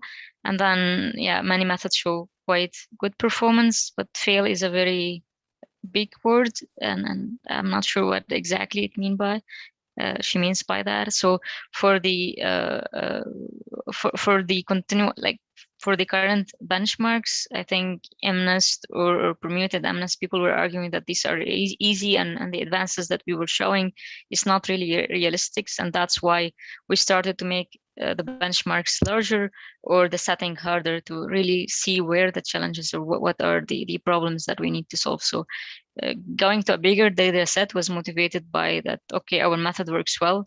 I think for the authors that it does well on this data set, that tested on bigger to show that it has a bigger margin on more complicated data sets. So I would be curious about understanding the exact failing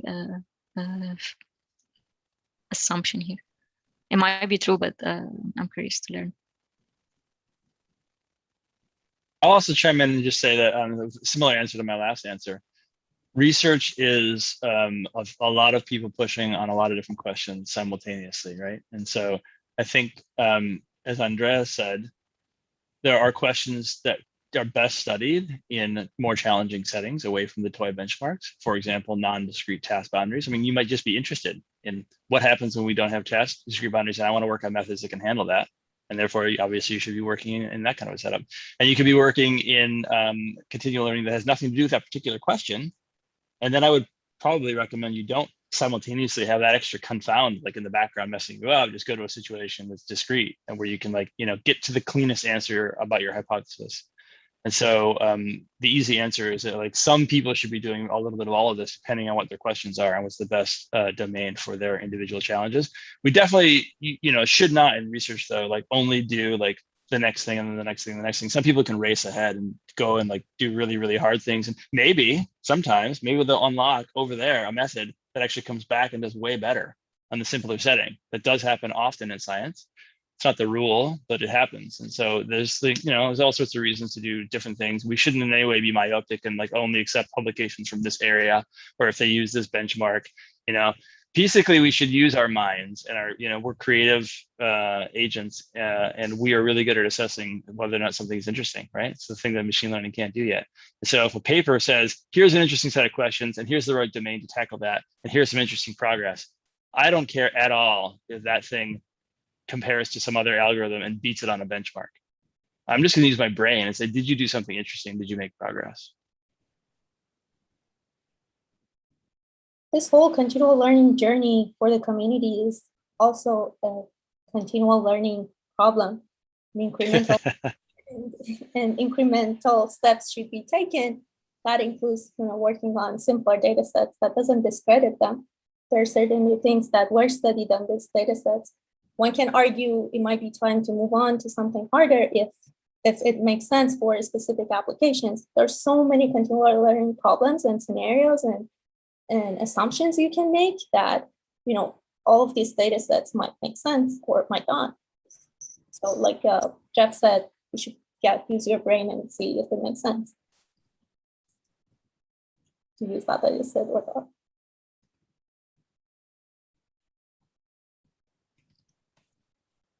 So related to a quote that Jeff made before that about like what is novel and what is not.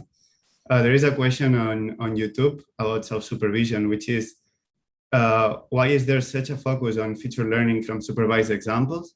Why not have visual features learned as in babies with self-supervised processes long before we have labels?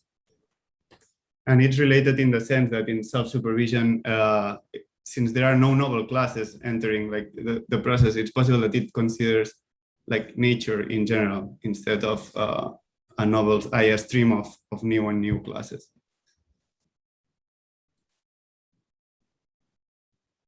I think we are seeing a lot of work like that. You're seeing lots and lots of pre-training work, self-supervised learning, pre-training, unsupervised learning. That revolution, which when I got into deep learning was what we all thought would work and would hope would work before supervised learning took off with Alex. Then we all pivoted over to supervised learning. Now we're all back as a community, or many of us, are back to the original part of the cake that motivated us. I think it's working and people are doing it. And I really love the idea that you pre-train in a world, you use the data that you have, and then later maybe you associate, you either ask for a label for this thing, like what is this thing, or like you eventually hear somebody use that word in a way that makes you disambiguate and say, oh, that's what that thing is. And so I think models, that's certainly the future. And it's kind of happening already with these models. They're doing a lot of pre-training and then are being fine-tuned with a set of labels and then like adapting the features to go answer those particular questions in the fine-tuning data set. Sorry, go ahead. I just wanted to say that I don't think that the self-supervised will affect the novelty detection. Right, so you cannot like do self-supervision on everything in the environment. It's an open environment. Like the baby does not see much in their first years. So the concept of novelty detection, or what is novel and what is not, stands even if we do self-supervised learning, which I agree it's quite interesting to start with self-supervised learning, but I don't think that it affects the novel part much. So it offers one path, which you yourself mentioned, which is that if you do some sort of generative model, an autoencoder, or like, if you're predicting the future video frames or, text that's going to be spoken, when the likelihood of what is said is very low according to your own model. If somebody said something that is surprising, or like all of a sudden, if a bass drum the size of a skyscraper fell out of the sky, according to my own likelihood model, that is a very unlikely event, and I would be surprised. So you would hope that works, but in getting that to actually work well in practice, that's the tricky part, and nobody's really done that well yet. Maybe with these really, really, really good models, maybe we'll turn a corner and we will be able to get those methods to work, but so far they haven't worked very well.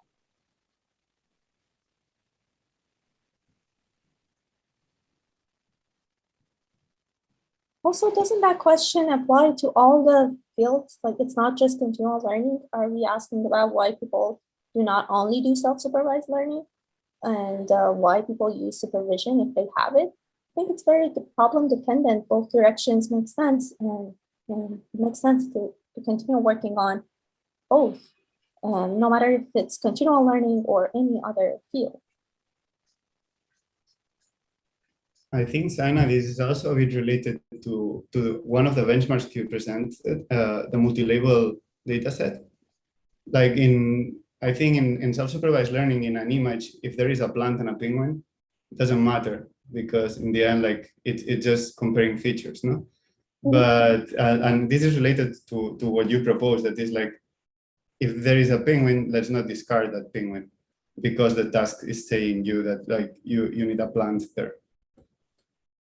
Yes, that is correct. Yeah, just discarding the existing objects in the data set when they appeared in a specific context in your data set, I think it means something. It's probably something that you should be able to recognize at your test time, because you were presented with this information at training time. And yeah, and of course with self-supervision, you can learn a better feature representation, more generalizable, and so on and so forth.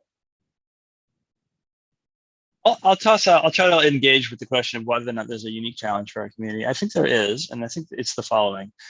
The last couple of years have shown us the extreme value of massive pre-training, right? And then fine-tuning, or maybe not even fine-tuning, but oftentimes fine-tuning, right? So many people right now are like very excited about that, and they pre-train and then they fine-tune. But from the perspective of this community, there's a really interesting challenge, which is, what if I pre-train and then I fine-tune, and then I want to go to the next task and fine-tune again, and then I want to go to the next task and fine-tune again? Am I always fine-tuning from that initial block and then just kind of like forking off and solving each task? And if so, I'm throwing out the data and everything that was learned and all the compute that was learned in these intermediate segments. Or am I pre-training and then fine-tuning and then fine-tuning and then fine-tuning and then fine-tuning? And if so, we're right back into the standard continual learning challenge, right? If I pre-train and then I play chess and then I play volleyball, am I no longer good at chess? Because I want my digital assistant, like we talked about at the outset, to be able to, learn to play chess with me and volleyball and be a good partner in both.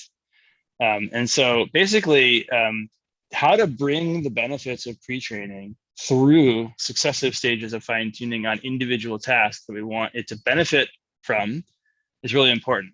You know, and if I get to like the 6th task and I have overfit to the 5th task or the 1 through 5th task, and have I now lost the benefits of all that pre-training? Or do I have to like continuously reinforce, you know, on task 1, 2, 3, 4, am I doing random replay of the entire pre-training on the entire internet? That's not, you know, that doesn't scale for all the reasons we've talked about. And so basically this like paradigm that is sweeping, which is unsupervised learning, many people haven't really realized that the continual learning thing becomes even more pressing, in my opinion, as we start to realize the value of pre-training. And so all of these, like for me, this is why this is such a central topic and field. And while anyone who's willing to listen to me, I try to tell them that this is like one of the big challenges that not enough people are focused on, because it seems, you know, really important to me to try to figure that out. I love that. I also think that, yeah, I want to advocate for that. Even more interesting than just doing fine tuning would be this new theme of test time adaptation thing, that you can even, you know, improve your performance for some unseen data by not using labels. So just keep doing this great thing you're doing without labels, even at test time. So I think there's a lot into, I haven't seen a well-studied paper that has analyzed the, like, whether it makes sense to do continual learning versus test time adaptation. Can you actually adapt fast enough that you don't need to worry about keeping knowledge or memory or anything from the past? I think it's a cute direction to go. And, yeah. I think that, but in adaptation though, like if you adapt to a certain scenario, it does not mean that this is the only scenario. There are still aspects that you might preserve. So even let's say the continual learning aspect in an supervised domain. So you are just observing around, trying to learn and going to another room or another place and trying to learn. That's done in supervised, in self-supervised manner. Or we can call it maybe online adaptation, but at the same time, so for adaptation, it's the one direction that we care only about what we are seeing, but this also should apply, can be seen as a concept of continual learning, that you want to preserve some of the past. So being unsupervised, to me, it does not contradict at all the incremental learning step. As long as there is learning, then we should take care of continual learning.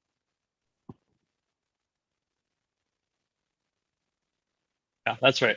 Another way to like, you know, basically, even if you do the nice idea that Sanya just said, which is that you're doing unsupervised updates on this task that you're currently looking at, you still don't want to throw out everything, because the next unsupervised task, you don't want to only have the unsupervised updates from the previous one be like what you're based on, or else you just wasted all your pre-training. Yeah, all the same issues apply. Mm-hmm.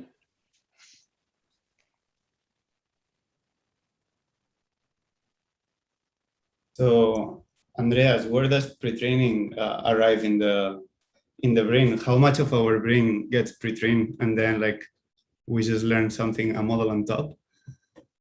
Yes, so this is in the brain. You know, many animals are born and they can already do stuff with no, you know, it's like genetically written. So the network starts with a very strong inductive bias, has learned over the time course of evolution. So with I mean, you know, a horse, with our animals that are born and they already do something, you know, so there is clear evidence that in the brain, learning, you know, learning may be not as, at least there's a lot of non-live learning that takes place. So that the inductive bias is very strong. Then there is a development which is related to this unsupervised learning, where, you know, things are very, you know, you're learning very fast as a child. But also then there's a critical period of plasticity.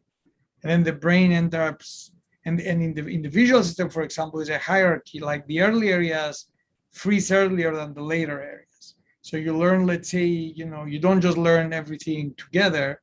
You learn the early areas are more plastic at the beginning through development.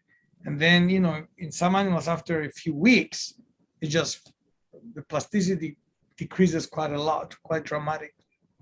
So, can I ask you, Andreas? Oh, yeah. sorry. Yeah, thought you were please. done. Yeah, no, I'm done. Yeah.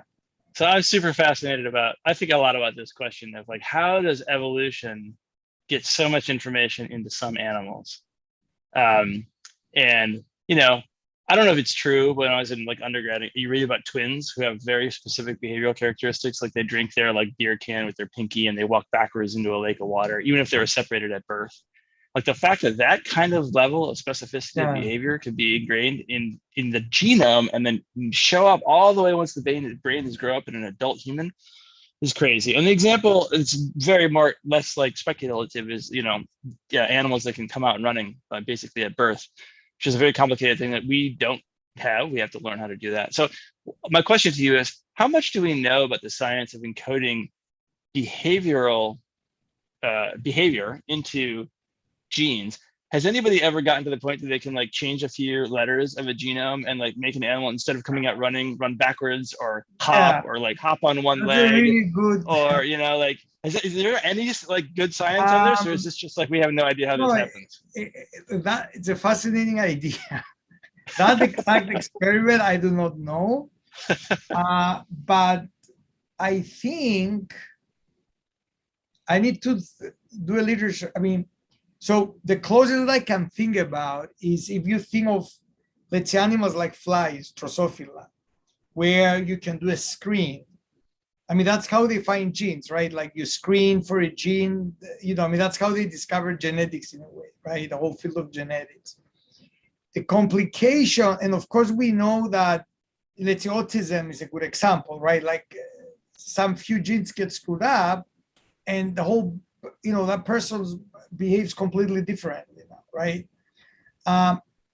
The complication of making that mapping, the way you said it, is that a lot of the phenotype is not monogenic, right? The relationship, it's a complex interaction between genes and splice forms.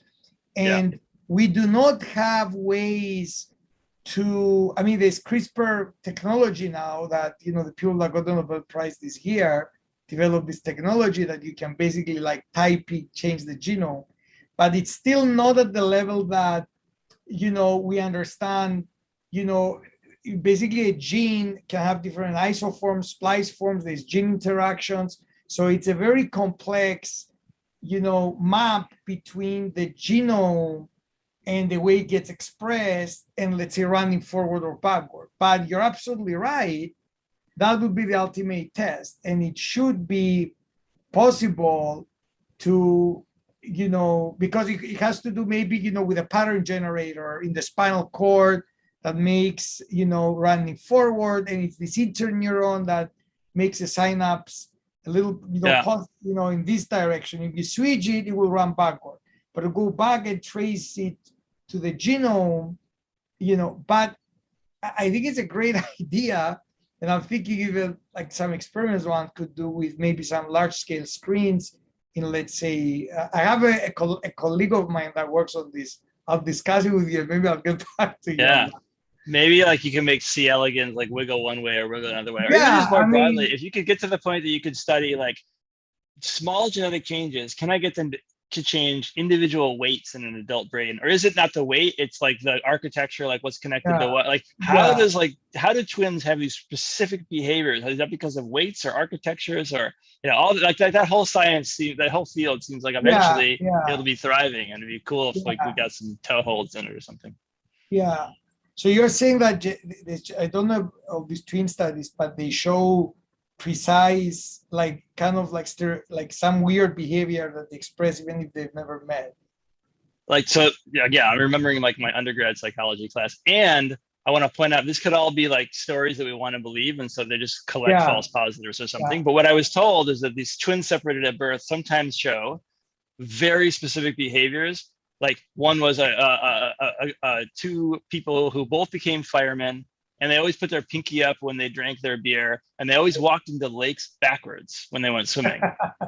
Now, you could imagine, like, you collect, you know, enough data, and eventually you'll notice that some correlations that are not causation, and it's all just like, you know, bad science. But if it's true, it's shocking that that could actually happen, and then you can study how it happens. Yeah, no, it's interesting.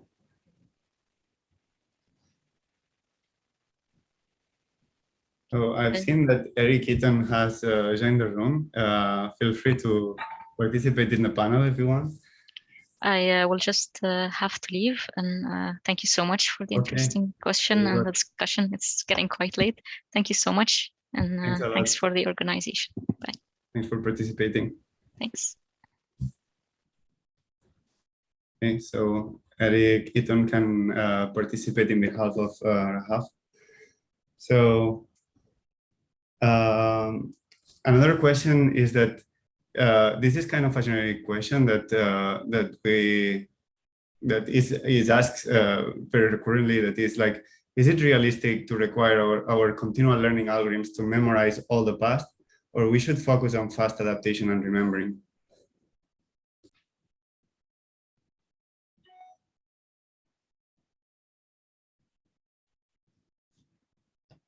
I think we already kind of covered it. Yeah. Yeah. But, yeah. Yeah. In part, it was covered. Yeah, we can go to another one then. So this is like more about the future of the field. So once we get past current challenges and limitations of our continual learning system, what will be the future of continual learning? What will we be able to accomplish in midterm and long-term future? What are the next stages of this field?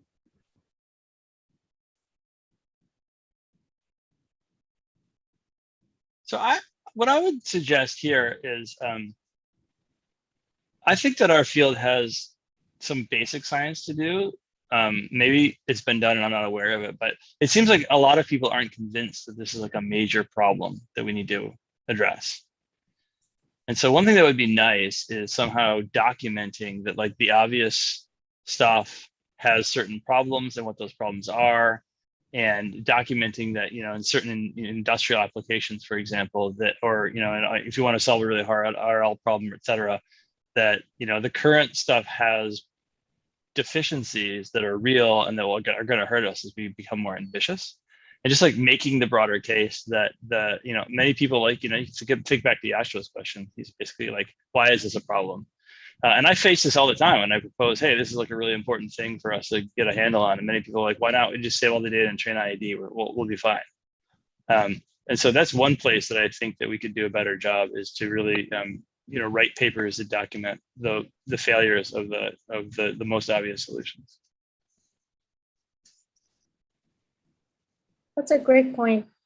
I'd like to add to what Jeff just said, that maybe we need more real examples from the continual learning out in the world. Maybe industry can jump in and you know, introduce some of these problems to the academia, or you know, just start introducing it to the world so that it will be more convincing. As long as we are just working on our own definition of continual learning without really doing anything in the world, in the real world with it, I think it will be hard and challenging to convince people, hey, using memory for the entire data set just doesn't scale up, doesn't make sense. It might make sense on this particular thing I'm working right now. It's not going to make sense in X or Y application in X, Y company.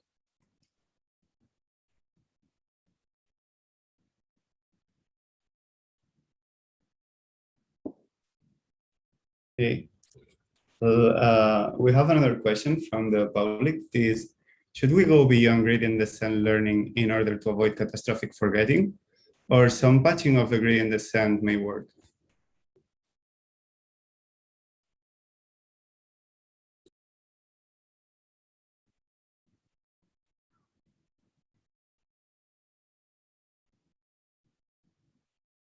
I think this is a bit related to Razvan's talk as well. I will just summarize that he said that in gradient descent has a problem that is like you have multiple examples in a batch competing for modifying the weights in different directions.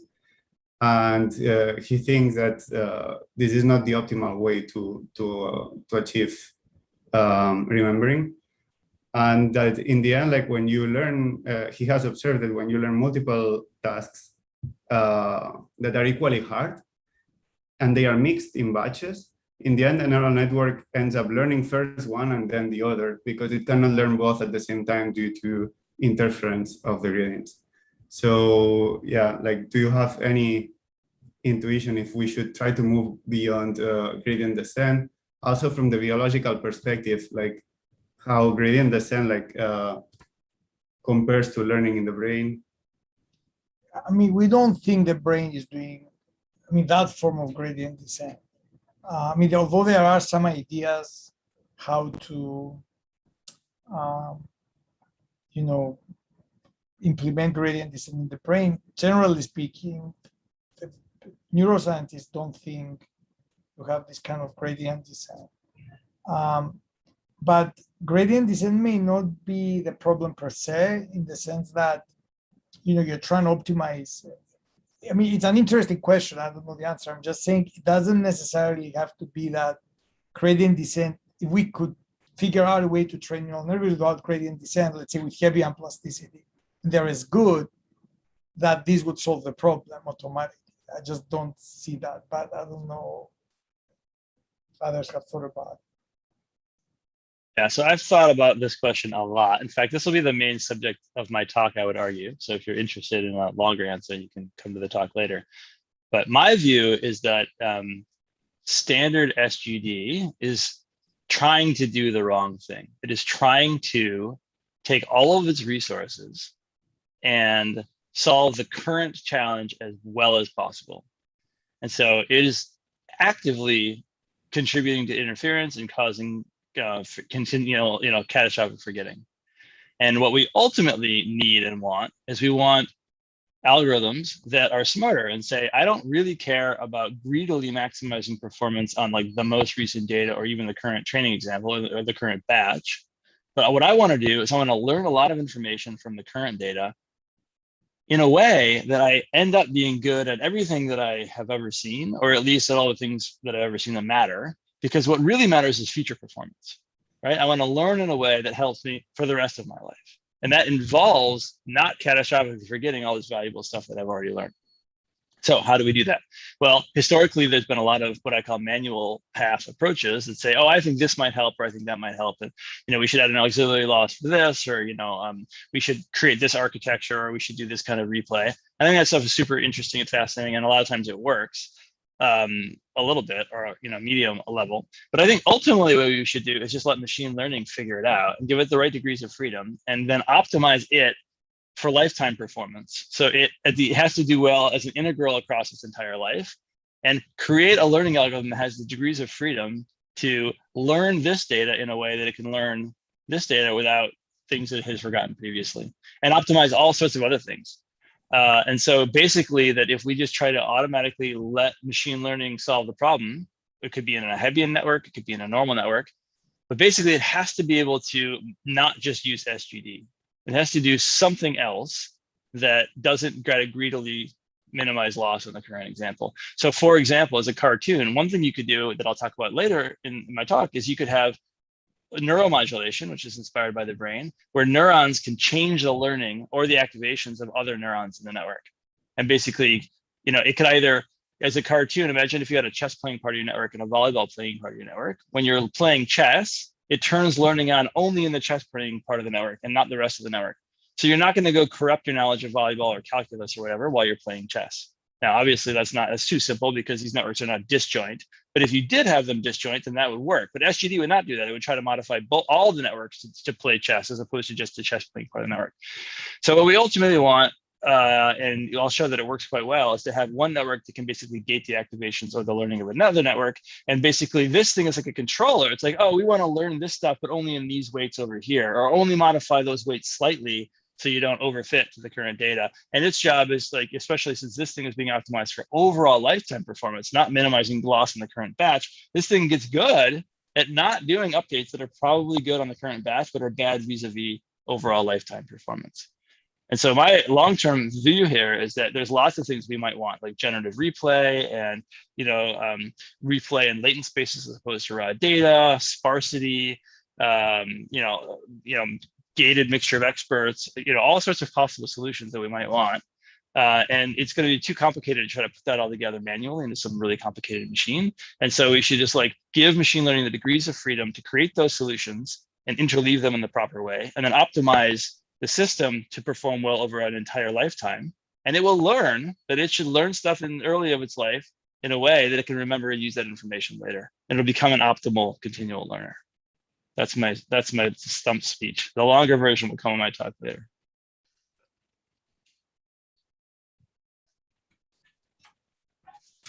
Anna, do you want to comment on that? I think that was complete. So I think we have time for a last question from the organizers.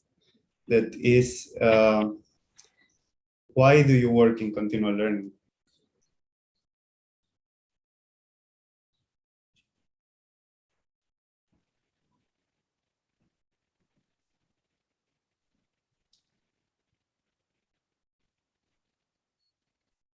I think it's an interesting, I cannot go, I mean, I think it's an interesting question because, in my opinion, it's not just about continual learning, but I think it addresses a fundamental problem related to, for example, other problems like adversarial robustness that has to do with IID. And, you know, and this idea that, you know, intelligence is not about, it's almost like away from a lookup table. It's like we learn, the success of deep learning right now is that it can generalize very well under some notion of an IID. Maybe it's not very well mathematically expressed, but it's like when you have a lot of data, you just shuffle them around, you train and test. But once you deviate from that, and continual learning is one way to deviate from that, adversarial robustness is another, then it seems that we have some sort of fundamental problem that, at least my understanding is that all current solutions are like brute force solutions. They're not like, you know, new, conceptually new approaches. So I think that's why it's a very interesting problem, because it's kind of like exposing an Achilles tendon of the whole philosophy behind maybe deep learning. But I would love to hear what deep learning people think about that. I think there's a lot into it, and it's such a broad field that is, you know, considering the backward transfer knowledge, forward transfer knowledge. The whole problem is so general that it's like including all these subfields in the field all together. And I think we're still far from the ultimate solution, if there is any ultimate solution. But like during this journey, you can learn a lot about how models learn, and maybe that cliche answer of how humans learn. It's the problem that is closest to how we perform daily in our lives by remembering a memory, or, you know, doing something that we used to know a long time ago or quite, you know, a while ago, but we, you know, get fascinated by our abilities to be able to remember or recover some of the information as soon as we are exposed to it again. I think it resembles daily life, and there's a lot into it that hasn't been studied yet. That makes it really interesting for me. And yeah, that's basically my reason. My answer to this is there are at least 3 reasons. One of them is because nature solved this problem. And as a scientist, if nature did it, then I want to figure out how it did it. And I want to understand it because I'm curious about biology and I'm curious about evolution, but I'm curious about machine learning and how evolution solves machine learning challenges. And it's almost like a challenge. Like, look, it works over there. Why do we have to have this like totally inelegant hack of taking all of our data, saving it all, and training on an IID? That just like is unsatisfactory from like an elegance perspective, and from like a gauntlet thrown down. But like nature did it, and it will probably learn a lot of really powerful things if we figure out how it did it. That's one. The second reason is because I think we'll need it for the reasons that we've talked about a lot on this panel. Like I think for scale and efficiency, we can't just save all the data and train on it. And so we'll just need to solve this if we want to really produce AGI and really powerful AI in our lives.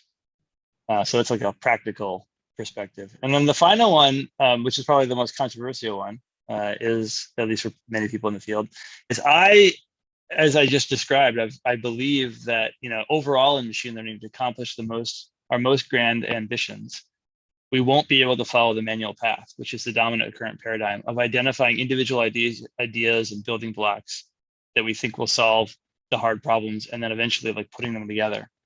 This will be a theme of my talk. And so I think the continual learning is a really nice test case of a type of problem that is so complicated and so hard, and so many different solutions have been proposed, and so many are probably required. It's not going to probably be one simple trick. It'll probably be a combination of a whole lot of ideas that we recognize are important. But like figuring out the right way to put all those ideas together into one system, it just doesn't seem like something that's going to work. And so I believe that AI generating algorithms or meta learning, these kind of systems that try to have let machine learning learn the solution, they're ultimately going to work better. And so continual learning is a really nice example of that microcosm, which is a more general trend that I think is going to happen in machine learning and AI. And you can show that the learn it all solutions are going to surpass the manual solutions here. And if they do it here on this grand challenge, like what other grand challenges are up for grabs with that paradigm? But right now I can't tackle all, like, the entire AGI challenge and try to learn AGI, but I can try to show that you can learn to continually learn, and that that's a very viable strategy, which is informed by the manual path and actually gives back to the manual path. And both approaches are good, but I think it's a nice place where you can show the value of this, like, all in bed on meta learning and AI generating algorithms. Thanks a lot. I must say that in my first question, talking about infinite compute, I was teasing you. I also I also believe that continual learning is crucial for, like, if we want to learn efficiently, we cannot just. I really like this idea that if you have to train in all your life, it will take all your life to see your life. That's exactly what I think as well. So yeah, thanks a lot for participating in this panel. I must say it's my first panel, so if I have done something wrong, like, I'm sorry for that. And yeah, like now Vincenzo will connect, and he will introduce the next poster session. And I'm looking forward to seeing your talks. And for the rest, thanks a lot for participating. Great, thank you everybody. Thank you, Pau. Thank you, everyone. Thanks, everyone. So that's great. We are now, we'll be having, I think, a short break of 5 minutes, and you have the time now to go over Microsoft Teams as in the previous poster session, to meet the authors of the accepted papers that are going to be there, I guess mostly from US, China, and other time zones, not in Europe. And sorry about that, but you'll be able to meet the authors and exchange a couple of words about their work. And to do that, we suggest to go through the official website of the workshop and check out the Eventbrite link, where after getting your free ticket, you'll be able to have access to a list of rooms, some Microsoft Teams rooms that you can access depending on your interest for a particular paper. Then we have also the weight and biases stamp, where you will find people showcasing some of the code and the software that 1DB is working on. And we have also a social room that you can join if you want to exchange a couple of words and interact a bit with the other participants. So thank you so much for your participation to the workshop up to this point. And please stay tuned. We have, after the poster presentation and the coffee break, another very nice oral selective replay enhances learning in online continual analogical reasoning. And then we have 2 invited talks from Eric Eaton and from Jeff Clun that you mentioned before the challenge presentations and the announcements of the awards related to the challenge, to the best paper award, to the best library, and the closing remarks. So thank you again for your participation, and let's meet in the poster session.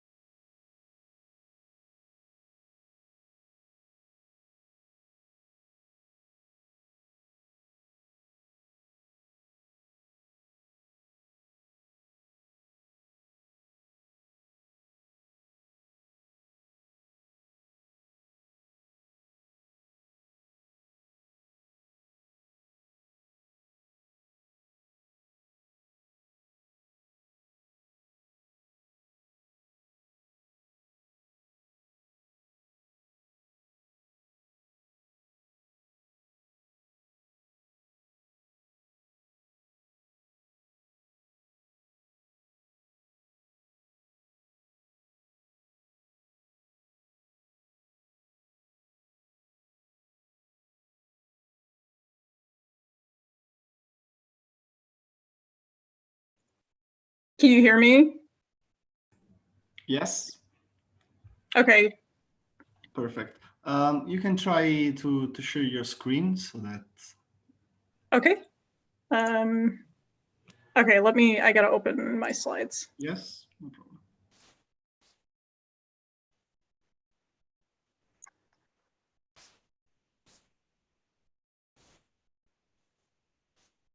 Okay, can you see my slide deck? Yes. And And cool. Yes, pointer Okay. and all. Okay. Awesome. So Okay. a couple of minutes and then I'll introduce you and then we can start. Okay, that sounds good. I'll be back in a minute. Yes, no problem.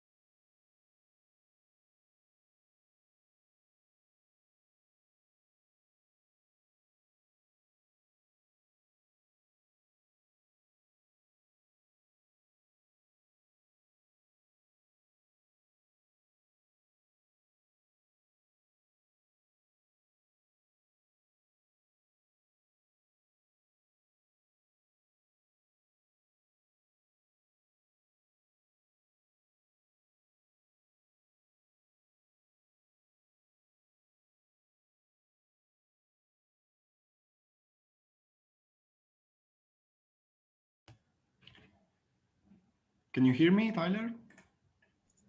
Yep, I can hear you just fine. Perfect. Okay, so welcome everybody. Welcome back from the poster session. Now we have another great talk about the second oral paper in our lineup. The talk is given by Tyler Hayes, and the paper is with Canan from the Rochester University. And the paper is titled Selective Replay Enhances Learning in Online Continual Analogical Reasoning. So I think this will be a great talk. So please, Tyler, tell us more about it. Great, thanks so much. Okay. So thank you so much for inviting me to talk. As Andrea announced, I'm Tyler Hayes. I'm a current PhD student at the Rochester Institute of Technology. And today I'm pleased to present our work, The Role of Selective Replay in Continual Analogical Reasoning. So the motivation behind this paper is that there's two camps of thinking for computer vision problems. On the left, I'm showing you some fast thinking problems, which include things like object recognition, object detection, image retrieval, and speech recognition. For most of the vision problems, these things can be solved by just looking at pixel level information for identifying what's in the image and where it is. However, we argue it's more interesting in a continual learning setting to start thinking about slow thinking problems. And these are problems that require more reasoning skills, such as IQ tests like Raven's progressive matrices, or visual question answering, where you're given an image and a question about the image, and the agent must reason about the objects within the image to answer the question, or even something like referring expression recognition, which takes visual question answering a step further and requires the agent to regress for bounding box coordinates around the object of interest. In this paper, we're specifically focused on what we find to be one of the easier problems, and that's Raven's progressive matrices. So one characteristic of human intelligence that distinguishes us from other animals is our ability to perform analogical or relational reasoning. And Raven's progressive matrices have been a standard IQ test that's commonly used to measure nonverbal reasoning in humans. And so on the right, I'm providing you with one example from the Raven dataset of what an agent would be given to actually solve one of these progressive matrices problems. So the agent is given 8 context panels, and basically among the rows and the columns of the panels, there's a specific rule, and the agent must reason over the relationships between the different panels in order to figure out which choice panels fits in this final location. So it's given these 8 choice panels, and it has to determine that this is the correct answer. So simply, we can see that each row in this particular example has one shape, a circle, a triangle, or a square, and they're all of the same color and the same size. So that's the correct answer. We wanted to start with Raven's progressive matrices to test analogical reasoning because we could test the reasoning capabilities of agents in isolation. What I mean by isolation is there's no need to process natural language components or overcome severe dataset biases, which are some of the problems that plague things like visual question answering. So specifically, we use this relational and analogical visual reasoning, or the Raven dataset. It's a synthetically generated dataset consisting of over 1 million images and 70,000 associated questions. The most interesting thing about the Raven dataset is that the questions are distributed among these 7 different unique spatial configurations at the bottom. So we can see that there's things like a single object in the center of an image, or 2 objects that have some type of relationship, like outside or inside of one another, to the left or to the right of one another, up and down, or even configurations that consist of multiple objects in either a grid-like pattern or outside and inside of one another. And each of these different configurations requires unique reasoning capabilities. Since each of these looks kind of different, we figured that this creates a non-stationary data stream, and we use the configurations to define tasks for our continual learning setup. So a little more about our training protocol is depicted here. Basically, we allow the agents to perform a pre-training phase on the first task, and then each of the remaining tasks is learned one at a time. We study both batch models and online streaming models. So batch models are given an entire task at once. So basically all of the images pertaining to, say, the center task. And then the agent can loop and batch through that data as much as it wants before it's required to make predictions about images pertaining to that particular task. And then it receives the next task. We're more interested in the online streaming learning case, where basically the agent learns tasks one at a time, but then it learns samples within those tasks, sample by sample. So it would be given the first sample from the center task, it can learn it and then be evaluated, and then learn the next task and immediately learn and be evaluated on that.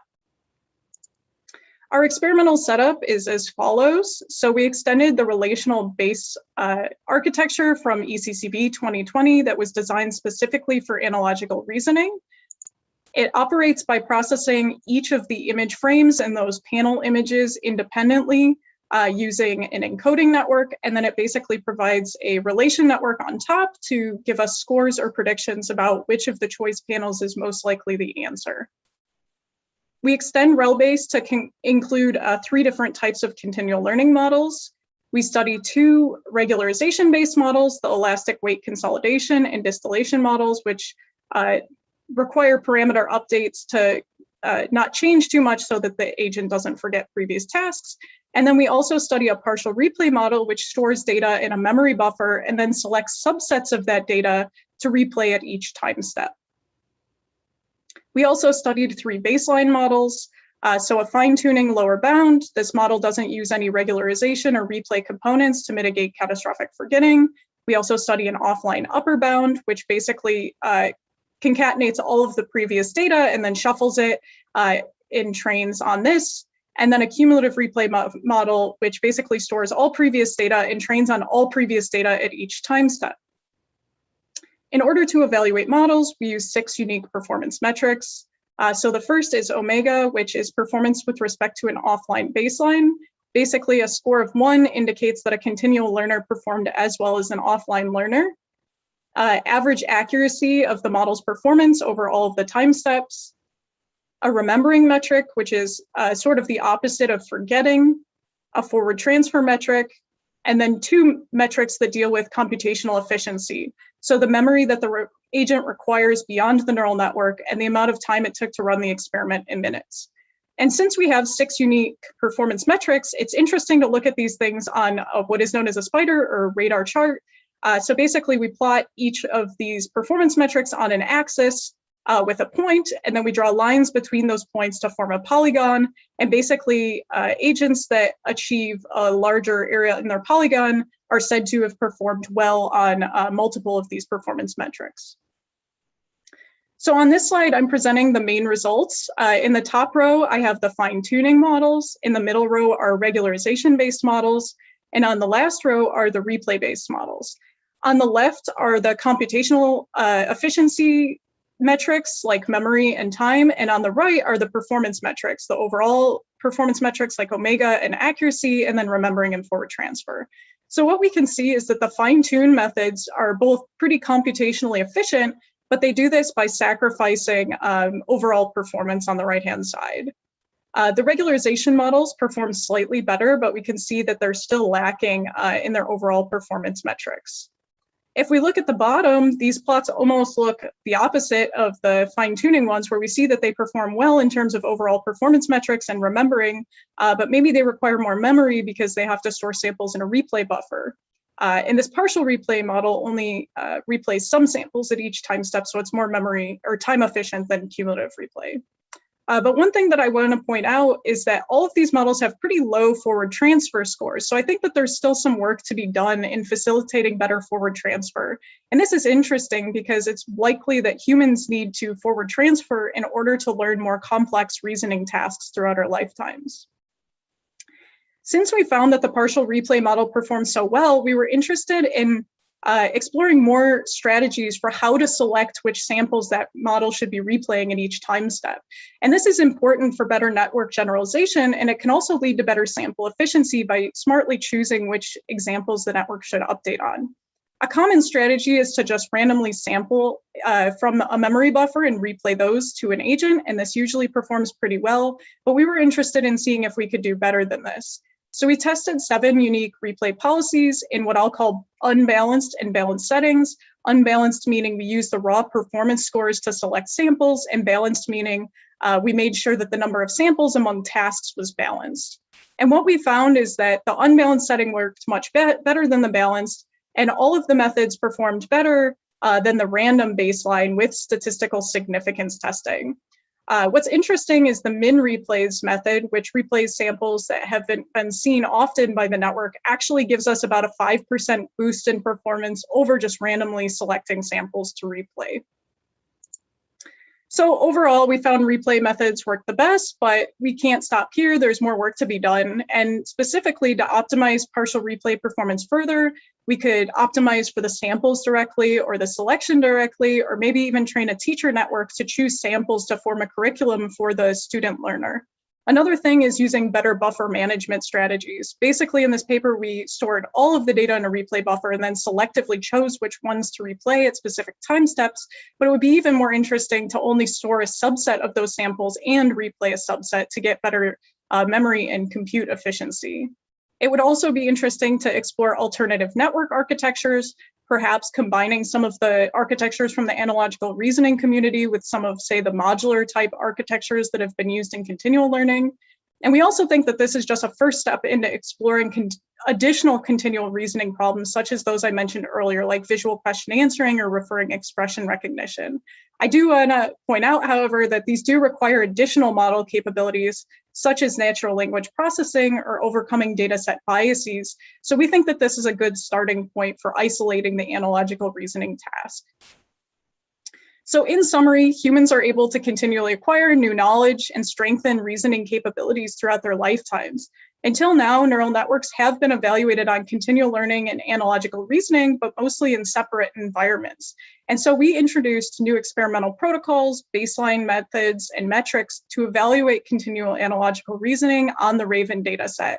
We found that replay methods performed well, and they could achieve even better performance by selectively choosing samples in an intelligent way. So with that, I want to thank you for your attention. I want to also mention that our code is publicly available on my GitHub page, and I'm happy to answer any questions that you might have. Thank you very much. This was an interesting talk, I think, and also one of the first, if not even the first, to merge together analogical reasoning and continual learning. So, I mean, it's very nice to have it in our workshop.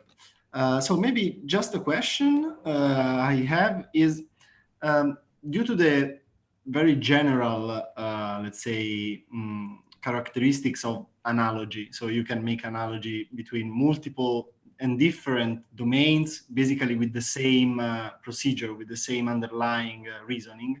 Do you think that analogy can be used as like pre-training, and then you can fine-tune, for example, on a classification task, because analogy builds robust features? Is this something you plan to explore, or do you already have some results on this? Yeah, I think that that's an interesting direction. And I think that certainly using different pre-training tasks could give us better and more generalizable feature representations to better perform downstream tasks like, say, classification. I know that there has been some work in like the scene graph community showing that actually pre-training using reasoning type tasks can give us better and more generalizable feature representations to perform downstream things. So I think that, yeah, that could be an interesting line of future work, especially related to some of the other problems in continual learning. Thanks. Thank you very much. So now we move to the final couple of talks, let's say, before the challenge presentation and the awards announcement. So I leave the stage to Vincenzo, which is in charge of hosting these amazing two talks. Here I am. So thank you, Andrea, for chairing these past few sessions. And let's get back to the last two invited talks of the entire program. We're going to start with Eric Eaton. And I'm very happy to introduce him. As Eric is a senior lecturer at the University of Pennsylvania, where he works in the GRASP, General Robotics, Automation, Sensing and Perception Lab. And Eric has been working on the topics of lifelong learning, continual learning for more than a decade. And I think he can be surely considered as one of the pioneers of this field. And his work, for example, on ELA, an efficient lifelong learning algorithm that was published, I believe, in 2013, constitutes a seminal work in the field and the rightful, I would say, father of elastic weights consolidation, AWC, that we discussed with Razvan as well before in the first steps of this incredibly beautiful workshop, I would say. Thank you so much, Eric, for being here. And I'm really excited about your talk. I'm very, very curious about what you're going to say. So thank you for joining us here. Well, thank you for having me. And that's a pretty big introduction to live up to. So hopefully you can see my screen now. Yes, I can see the screen and the slides now. Final slide on there. Excellent. Yeah, I can. So thank you very much for having me. I'm going to be talking today about generally the types of representations that I think we should be learning in either lifelong setting or continual learning settings. And I'm going to use those words interchangeably. So what I want to start with is looking at kind of just big open issues. And these aren't going to be a surprise to anyone here. We want representations that handle the types of issues like being able to transfer across diverse tasks, long-term maintenance and avoiding catastrophic forgetting, being able to handle non-stationarity in our environments, in our task distributions. When we're given something new to learn, we want to be able to learn it very rapidly, just from a little bit of data, either zero shot or few shot. And we want to be able to compose these things together. Naturally, we have this kind of idea that knowledge should be composable and that we can build it up to enable us to do things that we couldn't just with the individual pieces. And so we want to look at hierarchical or composable knowledge and skills. And lastly, real-world applications. And I think this is absolutely huge. This goes back to one of the questions that was asked during the panel about kind of the impacts. And having real-world applications is one way of showing how continual learning or lifelong learning really can benefit things in the real world. And so I want to start by going back a couple years to something that Vincenzo mentioned, and that's kind of the foundational work that was present maybe a decade ago or so. And so this does not come from me, just to be clear, but it was a common practice to use factorized task models in multitask learning and transfer learning. And basically what these do is you have a model that we can represent using some parameter vector theta t, and we have some basis over the model parameter space. And you can think of each column of this basis as kind of a chunk of knowledge. And then we have some coefficient vector over this that says, well, for this model, I'm going to pick out this chunk of knowledge, this chunk of knowledge, and this chunk of knowledge, and combine them together.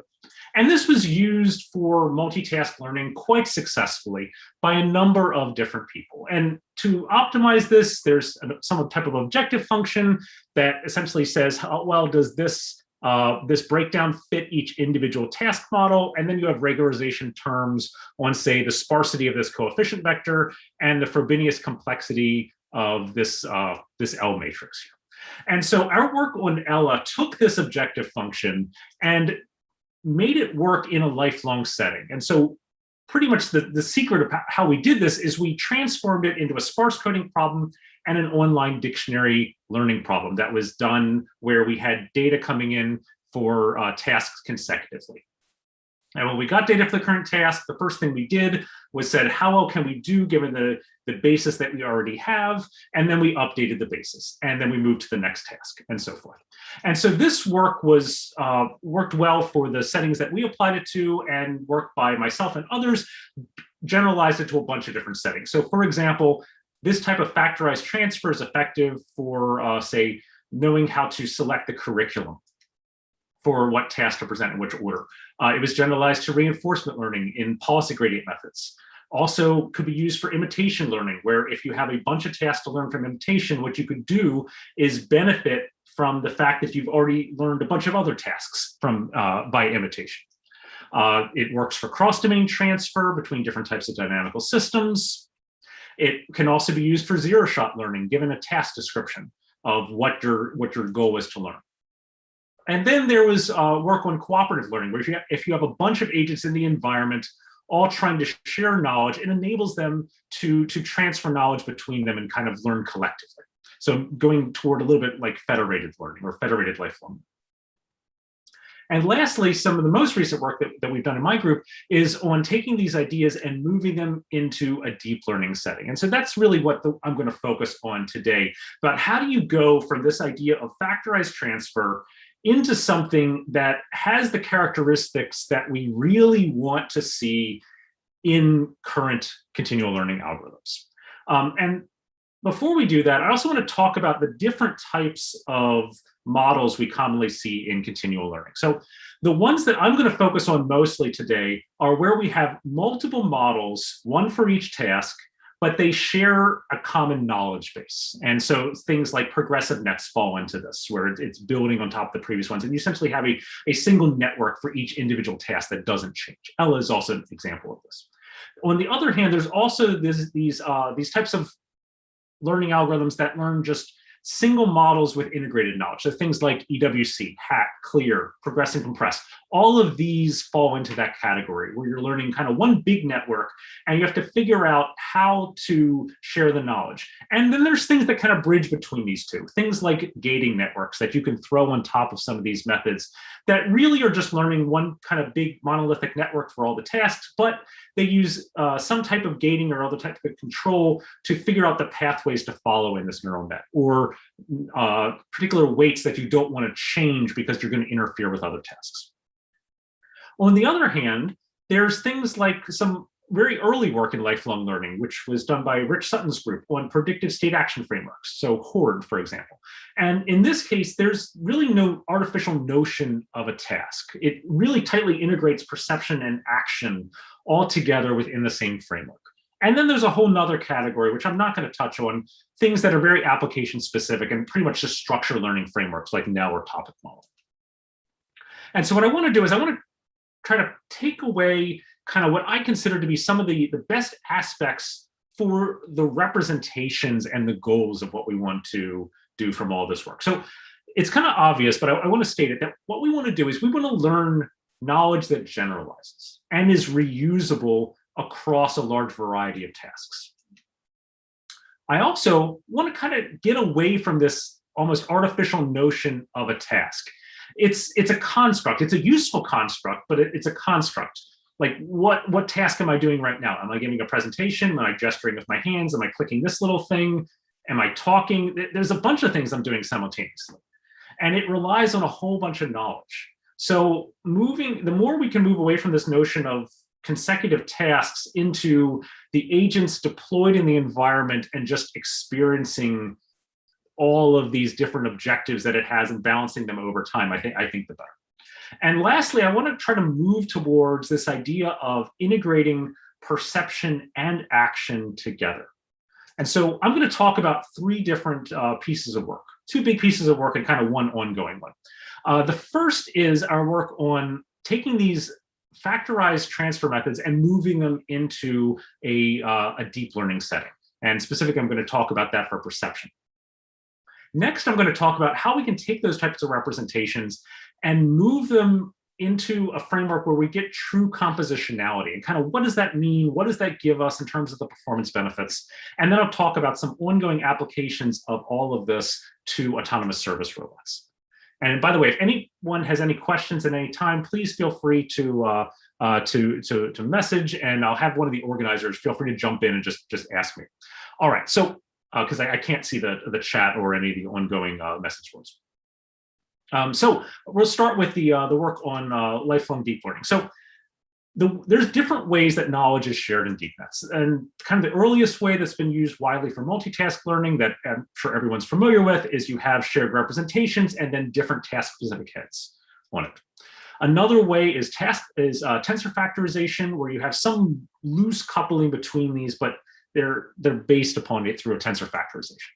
There's also things like progressive nets, which explicitly depend on the representations that are learned by others. And there's different types. There's more than just here, but these are just a sampling of the types of different knowledge sharing that you might see. And so we developed a method that takes this idea of factorized transfer and moves it into the deep learning setting where we can handle tasks being presented consecutively for continual learning.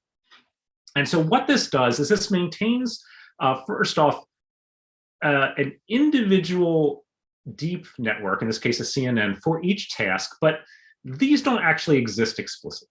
These are generated according to a shared knowledge base, as well as deconvolutional mappings that map between the shared knowledge and the specific filters that we want at each layer for the specific task. And so these layers here, they don't explicitly exist. The fully connected layers in the end do for the task, but we also have to learn for a single task these deep convolutional mappings as well as the shared knowledge base.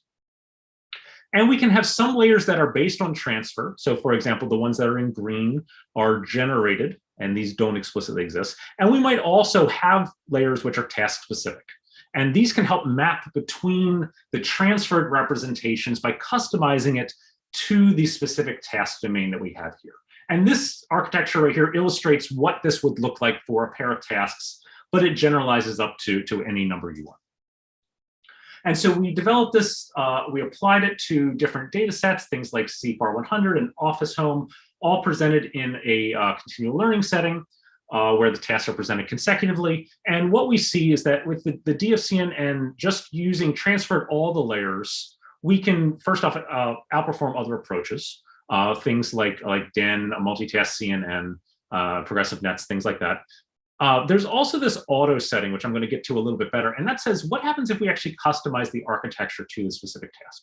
So what we see overall is that this framework has a good balance between accuracy, converges relatively fast, it retains knowledge, and it has a reasonable training time. And I'm not going to show all those results, but that's what you could see from the paper. So if we train this up, and this is comparing on the left to a standard multitask CNN versus a continual or a lifelong learner on the right, this is going to be no surprise to anyone in this workshop. But as you see that standard methods tend to forget over time because they have catastrophic interference. Whereas if we deal with this in a lifelong setting, factorized transfer allows us to retain the performance on the previous task, so it doesn't experience forgetting. And overall, it is able to build on it over time through forward transfer. And we see mostly forward transfer. We've seen a tiny bit of backward transfer in here, but it's been relatively minimal with this. So I'll talk about how to get a little more of that later. And so this essentially is effective for lifelong learning, but it's not really the best we could do. So we started looking into why.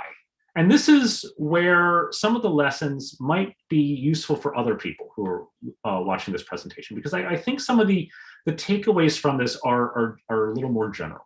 So there's been a lot of previous work on what to transfer or when to transfer, say by varying the architecture or by modeling some of the task relationships. There hasn't been a lot of investigation on where specifically we want to transfer within the network. In other words, what granularity of knowledge is going to best benefit. There has been some.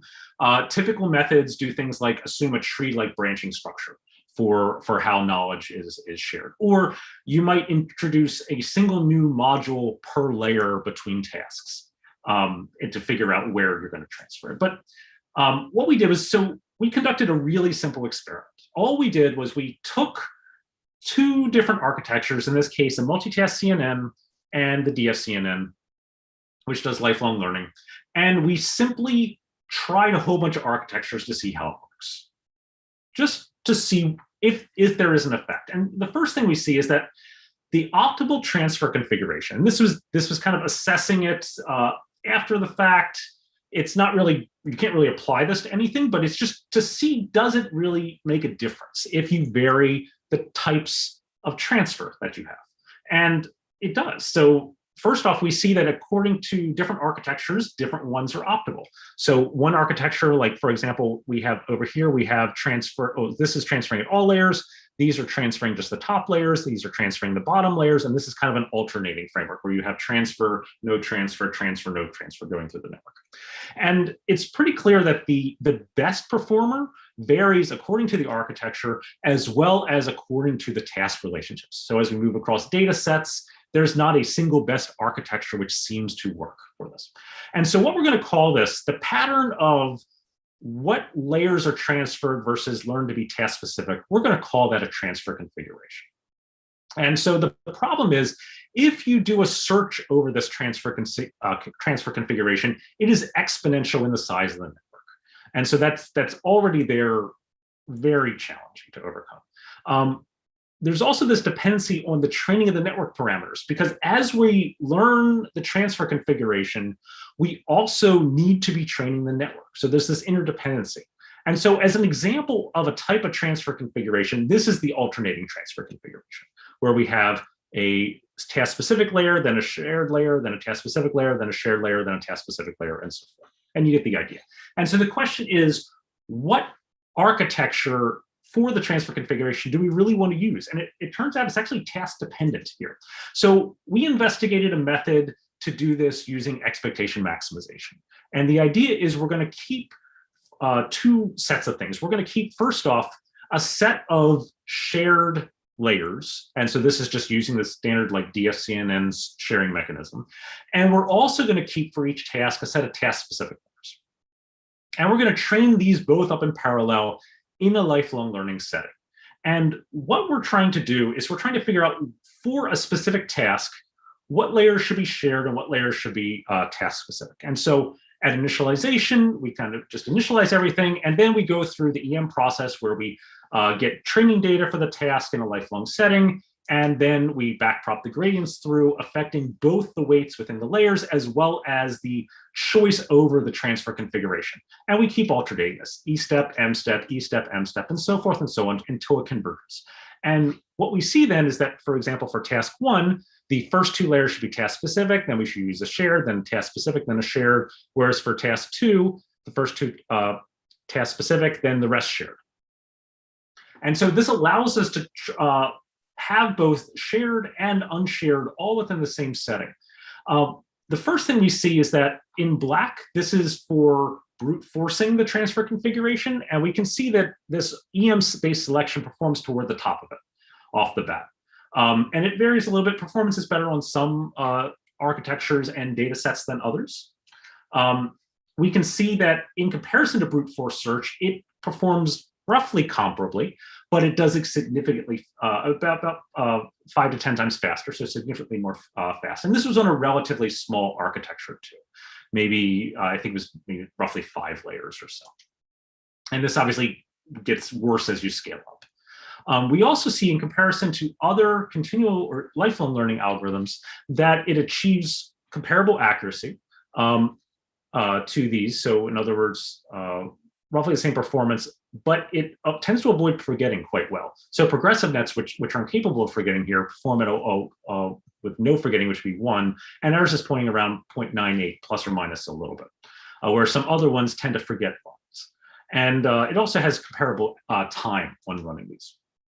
In the paper, we also show how to scale this up to larger networks like ResNet, for example. So this shows that this idea of factorized transfer can be moved into a deep net setting, but the knowledge that we're getting is not really that granular. It's not as reusable as we would like. And as you see, you're picking different combinations. So we know that the architecture is important for when we should transfer each of these things and where we should transfer these. But it's not really clear that this knowledge is really modular and is maximally reusable. So now I'm going to move towards an idea about how we go from these types of factorized representations into something that is compositional in nature. And so the big idea is that obviously we want to achieve transfer and avoid forgetting. And we're going to do this with this idea of compositional knowledge. And so the insight is that this is kind of in the back of everyone's mind, that we want this knowledge to be reused, but making it modular makes it a little more reusable. We can combine it together in different ways. And so what we also showed was that we can take this continual or lifelong learning setting, and we break into the stages that are inspired by Piaget theory of human cognitive development. And so the first thing we do is we initialize the knowledge base for reusability. And so in this case, we have a set of initial tasks for kind of a burn-in period, and we extract some components from these that are then pushed into the knowledge base just to get the whole process started. And we just use a few tasks. I think it's roughly like 4 or so. Out of 5 minutes left. Thank you.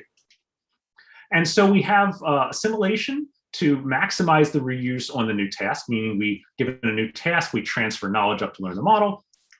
And then we have accommodation, which takes the new knowledge that we learned and pushes it back to the knowledge base. And so one might be we might want to improve old components that we've already seen before, and we might also want to add new components. And we show explicitly that if you break it into these PhD stages, it actually works better.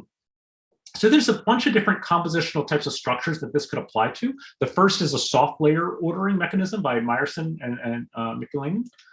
So in this case, we have a standard feed-forward network. And what we do for each of these layers here, we give it the option to be one of these. And so the idea is that from the input, we then feed it into each of these, and then we have essentially a selecting function that chooses which of these is going to be active. And we can go through these. And each of these are the 4 modules, and we can order the 4 modules in kind of any way we'd like to create this network. Another example of it is going back to the linear model factorizations that I talked about very early on. So in this case, it applies to those as well. There's also a gated version of this where essentially you're just adding a gating function in to pick what this ST selection vector is going to be based on the input. And you can see that pictured here. So what we did was we looked at these 3 different architectures for component-based transfer. And we had to add one additional thing to train these up. We added something we're calling component dropout. And so what component dropout does is essentially it trains up the model both with and without a potential new component. And just like dropout does, it kind of alternates training of them to train up both simultaneously. So we just deterministically alternate training with and without the new module as we go through. And what we did is we experimented on using a bunch of different base learning algorithms, things like experience replay or elastic weight consolidation or naive fine tuning of this, or using just a fixed set of modules. And we varied how we were going to do this type of composition. So the dynamic plus compositional dynamically adds modules over the lifetime, as well as the representation is compositional. We have a compositional representation, which just uses a fixed size number of modules. Then we have the joint training, and we also have no components in here. And what we see overall, and by the way, we applied this to a lifelong learning version of MNIST, fashion MNIST, and Cub, and also all the tasks, meaning all these different domains together.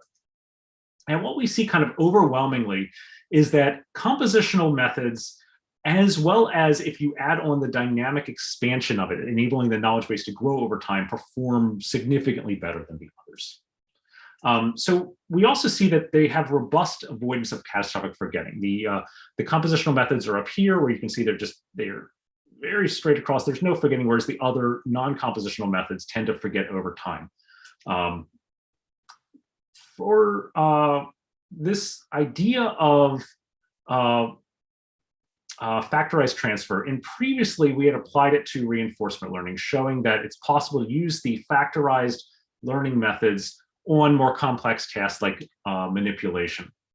And so what we wanted to do is see if these compositional representations can also be applied to these types of tasks. Now, this was a little more challenging.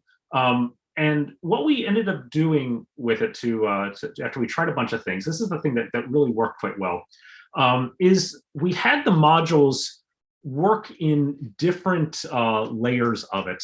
Essentially, we're doing functional composition here. So the idea is that much like you would have in, say, a pipeline that you're building in ROS or anything else, you have, say, the perception information coming in, and maybe you have a set of perception modules, then that's fed onto other types of processing modules, then fed later onto control modules, which eventually take an action.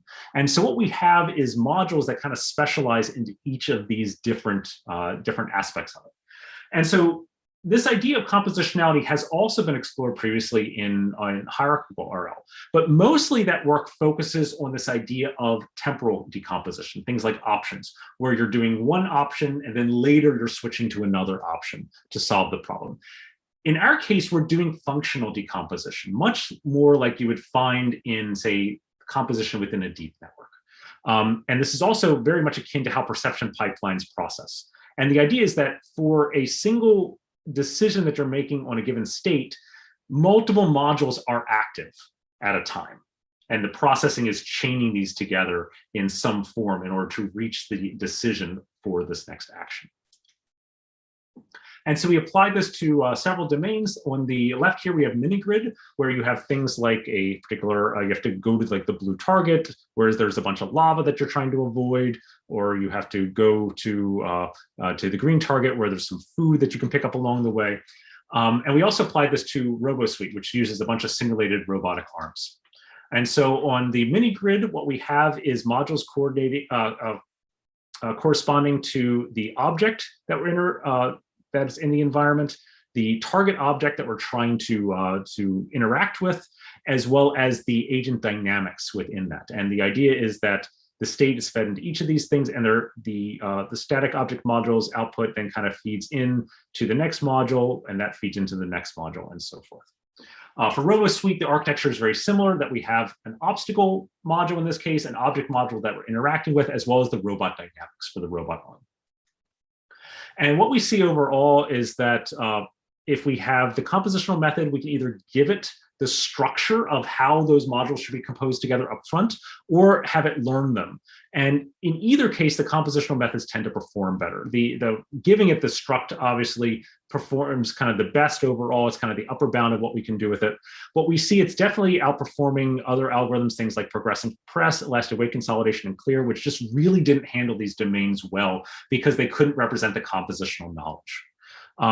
Progress and compress was actually doing fairly well on this. The only issue with it majorly was that it tends to forget the knowledge over time. If we look at the difference between the zero-shot performance, the online performance is doing well, offline performance when we start refining the models a little bit, but then once it learns other tasks, the final performance is quite lower, showing this catastrophic forgetting. Whereas in contrast, our compositional methods were able to avoid that issue. For RoboSuite, we see similar results. We didn't apply it to the algorithms that didn't perform well on the compositional methods on the grid world task.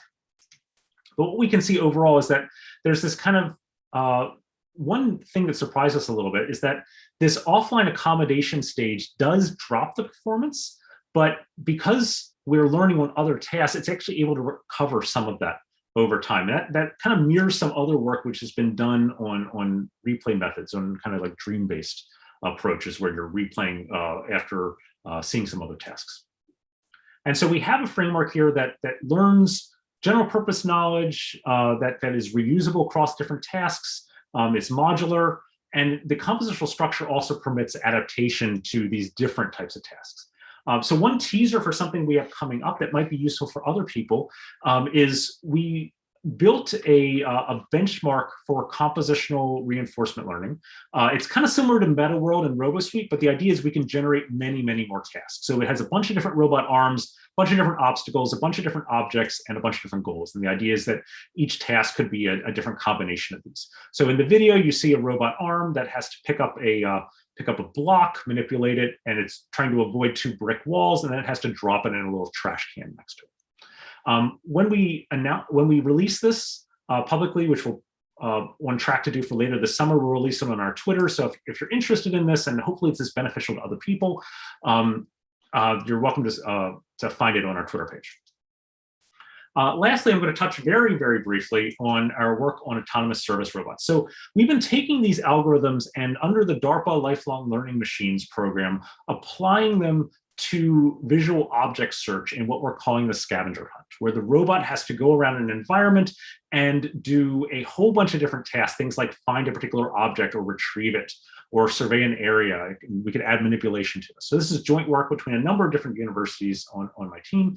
And if you're interested in kind of the initial version of this, because you'd like to apply this type of evaluation to robots or other agents in your setting, there's a scavenger hunt framework which was developed at UT Austin that's available online there. And we also have service robots at Penn that we're planning to apply these to, where we'll have them physically move around the building and interact with different objects, people, and so forth in lifelong learning settings. And so this is something we've been working on, and we're continuing to move in that direction thwarted a little bit by COVID, but we're getting there.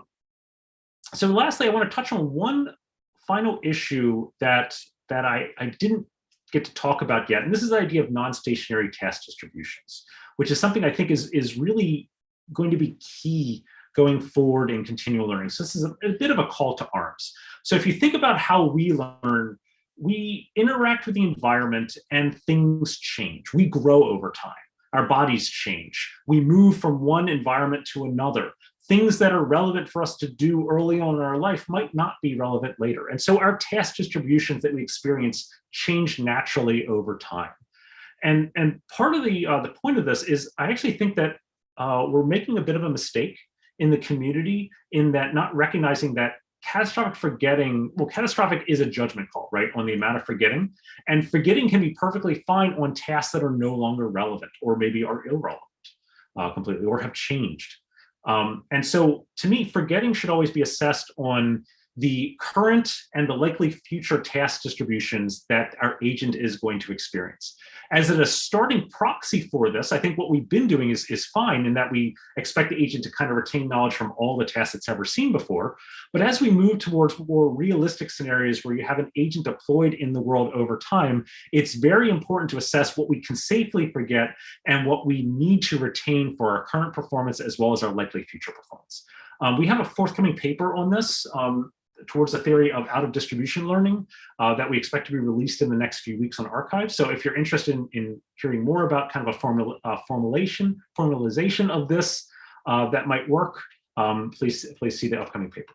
I want to acknowledge all this work could not have been possible without my students, both my current and former postdocs, as well as my PhD and master students, as well as support from different organizations over the years. Thank you all very much. I'm very grateful for all the work. This is by no means me. This is a massive joint effort. And thank you all very much. I'm happy to take questions now, but also you can feel free to email me or check out my website for code and the papers that I referenced. So thank you all very much.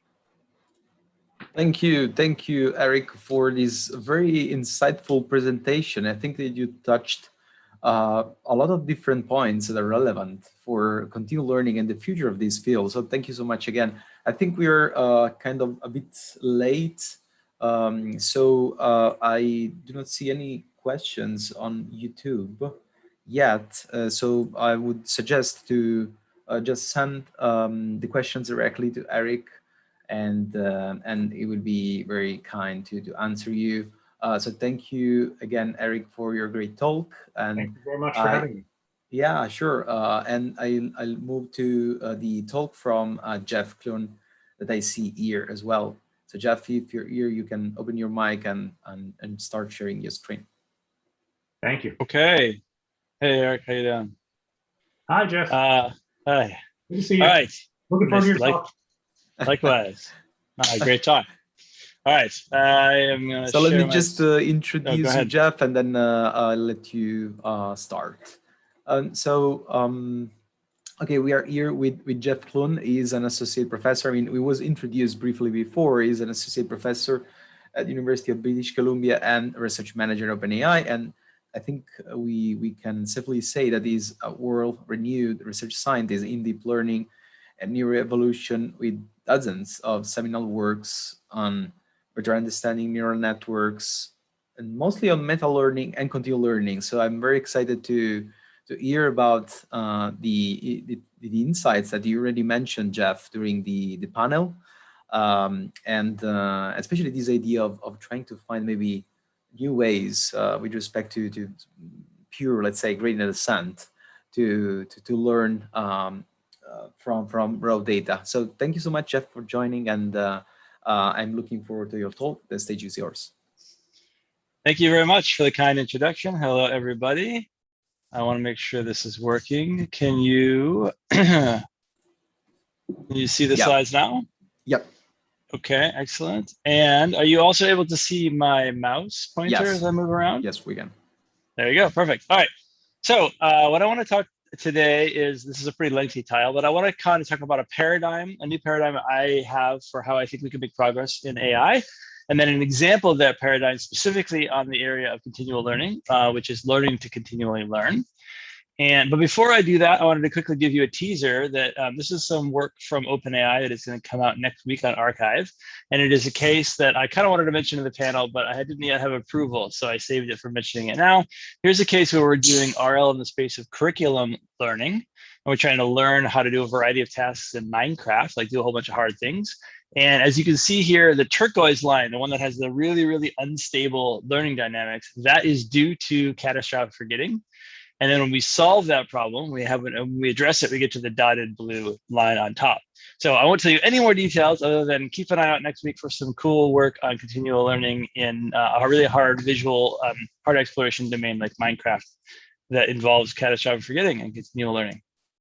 Okay, so back to the main event. How might we produce very capable AI, like AGI, human level AI, et cetera?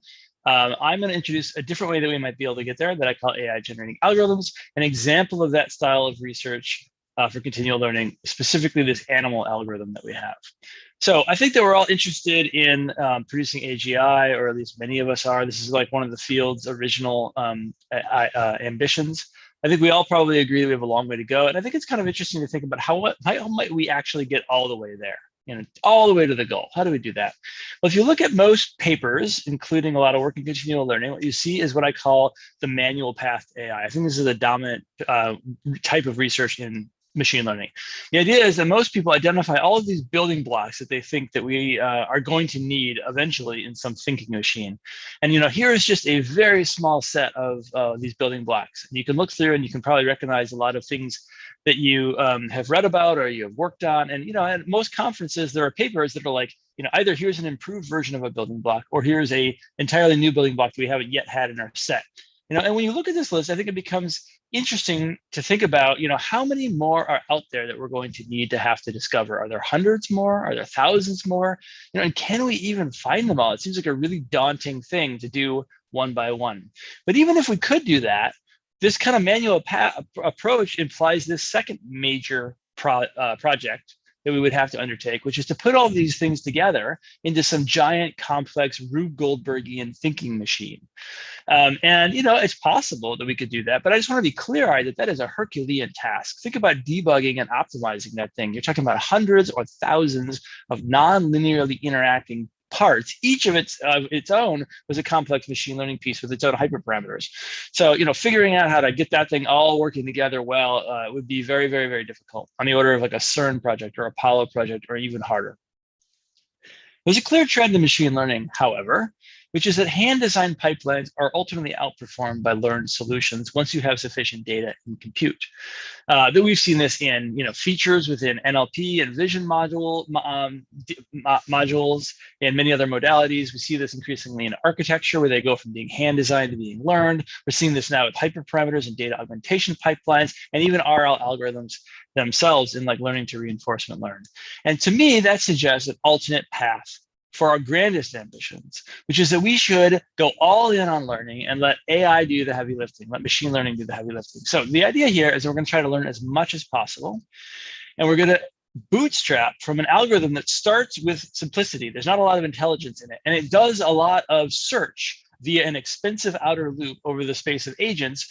And ultimately, at the end of this very, very compute inefficient, expensive process, you get this learning agent, and that learning agent itself, when it gets deployed, that thing is sample efficient, and it can learn really well. Now, there's an existence proof that this works, and that's on Earth, where you take a planet-sized computer and the extremely unintelligent, simple Darwinian algorithm, Darwinian evolution, and you run it, and boom, you get humans, which are the most sample efficient, most general learners that we know about. So we could do the same thing in machine learning. It doesn't necessarily imply an evolutionary method. Instead, what it applies is that we work on three pillars simultaneously. The first one is we should meta-learn the architectures. The second is we should meta-learn the learning algorithms themselves. And third, we should automatically try to generate effective learning environments. Now, my team and I have worked on all three of these pillars, and there's lots of other exciting work on all of these pillars. And here is some of the work that we have done in the last few years within each one of these pillars. I don't have time in this very short talk today to get into like a brief summary of all of this. So instead, what I want to do is a deep dive into within pillar 2, which is meta learning, the learning algorithm itself, specifically looking at this issue of trying to learn to continually learn, which is the name of a paper that we recently had with this fantastic set of collaborators. I want to particularly highlight Sean and Nick here, who have poured their heart and soul in this effort and done a really fantastic job. So, we're all familiar in this conference, in this workshop with catastrophic forgetting. I actually considered it an Achilles heel of machine learning. In case you're watching this video, maybe later in a recording, you're not in this workshop, the idea is that when a model learns one task and then sequentially goes and does another task and another task, it learns the later tasks, but it does so by overwriting the information about how it knew how to, what it knew about the previous tasks. And you can literally see that in the weights, where SGD is trying to use all the weights and all the resources of the network to solve the current challenge or batch or whatever. And it doesn't care at all about saving the information about how it, the previous information it learned, and the previous skills that it learned. So we have to solve catastrophic forgetting in order to continually learn. I would point out, by the way, that humans gradually, and humans and other animals gradually forget instead of catastrophically forgetting. So, if you look at this workshop, if you look at many of the researchers in this workshop and their work, and if you look at a lot of the work that's historically happened in catastrophic forgetting and continual learning, I think it is all extremely impressive and interesting and worthwhile. But I would characterize almost all of it as manual path solutions. So somebody says, I have an idea for something that I think will make this system better, an architecture or an auxiliary loss function, et cetera, and I'm going to add it to the system, and in the hopes that that helps me with continual learning. And so I want to specifically highlight the example of sparse representations. You might think sparsity should help, so let's add an auxiliary loss for the thing to be sparse and perform the task. But how do you balance that right? And is that really the best version of sparsity?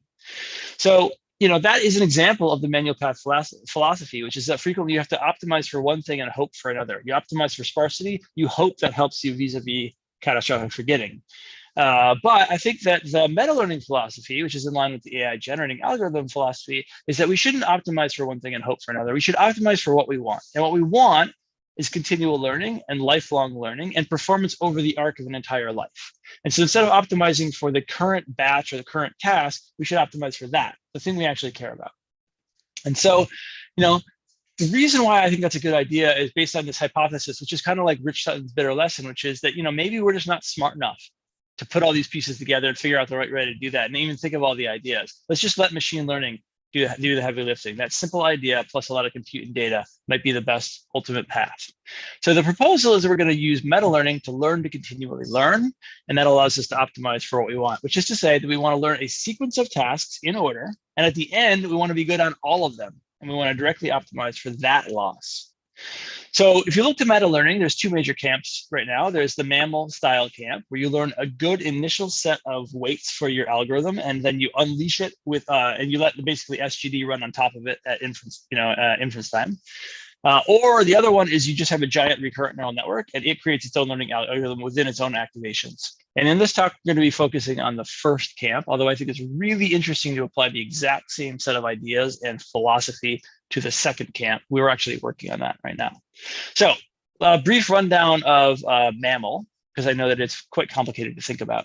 So in mammal, you remember, you're going to try to train the weights theta here of a neural net, and then eventually you're going to let those weights go learn something. And because you found a good initialization, the resulting learning dynamics are better than if you picked like a random initialization. So the way that this works is you start with an initial weight vector here, theta 1. The subscript 1 is for the outer loop. And then we start it learning because we're trying to do meta learning. So we want this thing to learn. So we take that weight vector, we start a learning process here. The superscripts here are the ticks of intra episode learning or inner loop learning. So it takes n steps of learning, maybe on like a vision task, it's learning images. And then at the end, we're going to evaluate its loss. And then with mammal, what they've figured out is you can differentiate back to the entire blue box here, all of learning, all the way back to the initial theta vector, and say, what should that initial theta vector, how should it be changed a little bit such that after n steps of learning, the performance is a little better on this loss function we care about, which is this loss function over here. Then you take a gradient step and make a different theta, and you repeat the process. And you can do that m steps for m steps of meta training. So we call that, as I just said, we call this whole process meta training. Within meta-training, you both have meta-train training, which is this here, and then meta-train testing. So I think it's helpful to have some terminology. Now, after we do M steps of meta-training, we take the final weight vector here, and we have to evaluate it to test it. So we have meta-test testing. Now, because this is learning to learn, in order to test whether or not it learned to learn, it has to learn something, and then we have to evaluate whether it learned that something. So this here, meta-test training, is when we are giving it stuff to learn, and then afterwards, we're going to evaluate the resulting network on some challenge and see how well it did. Okay, and so that is meta-test testing, and we do that final evaluation. And meta-test testing performance is what we ultimately care about. Did you learn something new that you've never seen before? And then were you good at the end of it? Now, that was all standard meta learning, not continual learning. So to do continual multitask learning, we have to make that a little bit more complicated, but not so much. During meta-test training, what we're going to do is we're going to have a sequence of tasks during inner loop learning instead of one task, instead of drawing randomly from one task. So first, we're going to do task 1. And there, you could do K steps on that, then task 2, et cetera, up to task T. And then you evaluate on all tasks, because the idea is you want to learn a series of tasks sequentially, and then at the end, be good on all of those tasks. This is the loss function we're going to optimize for. And we go back and we take gradient steps as usual. Okay, so we were working on this for a while, like a year, maybe a year and a half, with this kind of general philosophy, and we weren't getting very far. And then I saw a paper by Martha White covering her work by her and her student, Javid White, and it was really inspiring to us. This was online aware meta learning, or OML, and it validated this vision that we should be meta learning the solution in continual learning because they got really good results. So we were really inspired by it, and we compared to it, and we actually adopted a lot of their code and their experimental design choices. So I want to give them a world of credit for this big step forward that they got with this paper. So in OML, the way that it works is you're going to use OmniGlot as a test domain, and you have a network here, which they call the RLN, or the Representation Learning Network. It's in blue. And then you have the PLN, which is in red here, the Prediction Learning Network, and it sits on top of the blue network. So during meta learning, what they're going to do is they are going to ultimately pre-train this network during the meta training phase. And that meta testing time, they freeze this entire network, and then they let a new randomly initialized kind of 2-layer neural net sit on top of this representation. And its job is to learn the new task, and be good at the end on all of the tasks that it was trained on. So normal SGD will be operating in this red network on top of this frozen set of representation layer. So the job of this blue network is to come up with a representation such that when red is learning on top of it, normally with SGD, red learns without forgetting. That's the overall idea. Now, what's amazing and really cool is that this works really, really well. So after training sequentially on 150 classes of OmniGlot, where each class is considered a task, you have to learn like different instances of each class, that's task 1, and then go to a different character. They end up with 97% on the meta test training set. So it's really, really good at memorizing the labels for everything you give it at kind of meta test training time. It doesn't generalize quite as well. It gets 63% on meta test set, but still, it's quite good. After 150 tests, it's got quite good performance. And what's also really, really cool is that it learns on its own to have a sparse representation. So it's kind of validating this vision that we don't need to bake in our ideas. Our ideas are probably right, but it'll do a better job of doing them. And where do we have evidence for that? Well, OML here, for each individual instance from the training set, this is the meta test training set. There's only a few neurons on, so it's very sparse. On average, though, it uses its entire set of neurons for the task. But if you just do an auxiliary loss function on sparsity, so you say be sparse and solve the task, it does produce sparsity, but it goes too far. It's like an overeager student. It's like, you want me to be sparse? Fine, I'm not even going to use most of my neurons. And you can see here, there's a lot of dead neurons in here that don't actually get used. So it's not exactly the right way to implement this idea, because we don't know how to do that usually, even if we have the general right idea. So I think OML gets a lot right, but it's still ultimately subjected to SGD, right? Like that red network is still with SGD, it's like fighting against the blue network. It's trying to catastrophically forget. That's what SGD wants to do. It just wants to use all of its resources to solve the current task.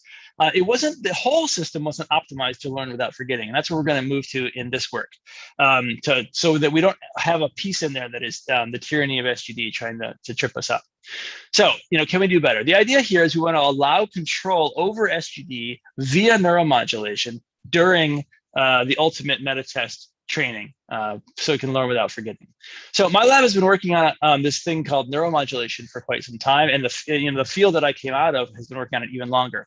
The idea here is that this is inspired by neuroscience. There's neuromodulation in the brain. It's very complicated, but one of the things that neuromodulation allows is that neurons in the brain, when they fire, they can modulate or turn the learning on and off of other neurons in the network. They can also turn the activations on and off of other neurons. So that allows task-specific learning dynamics. Like if I'm playing chess, I could have like a certain set of learning parameters in other neurons related to chess. So, a cartoon example is that you could have like a chess playing part of your network and a volleyball playing part of your network. And if you recognize you're playing chess, you only turn learning on in the chess playing part of the network, not the volleyball playing part of the network. And that would solve catastrophic forgetting. Now, of course, life is not so simple. We don't want discrete networks, but that's the general gist of the power, the degrees of freedom we would be giving the system.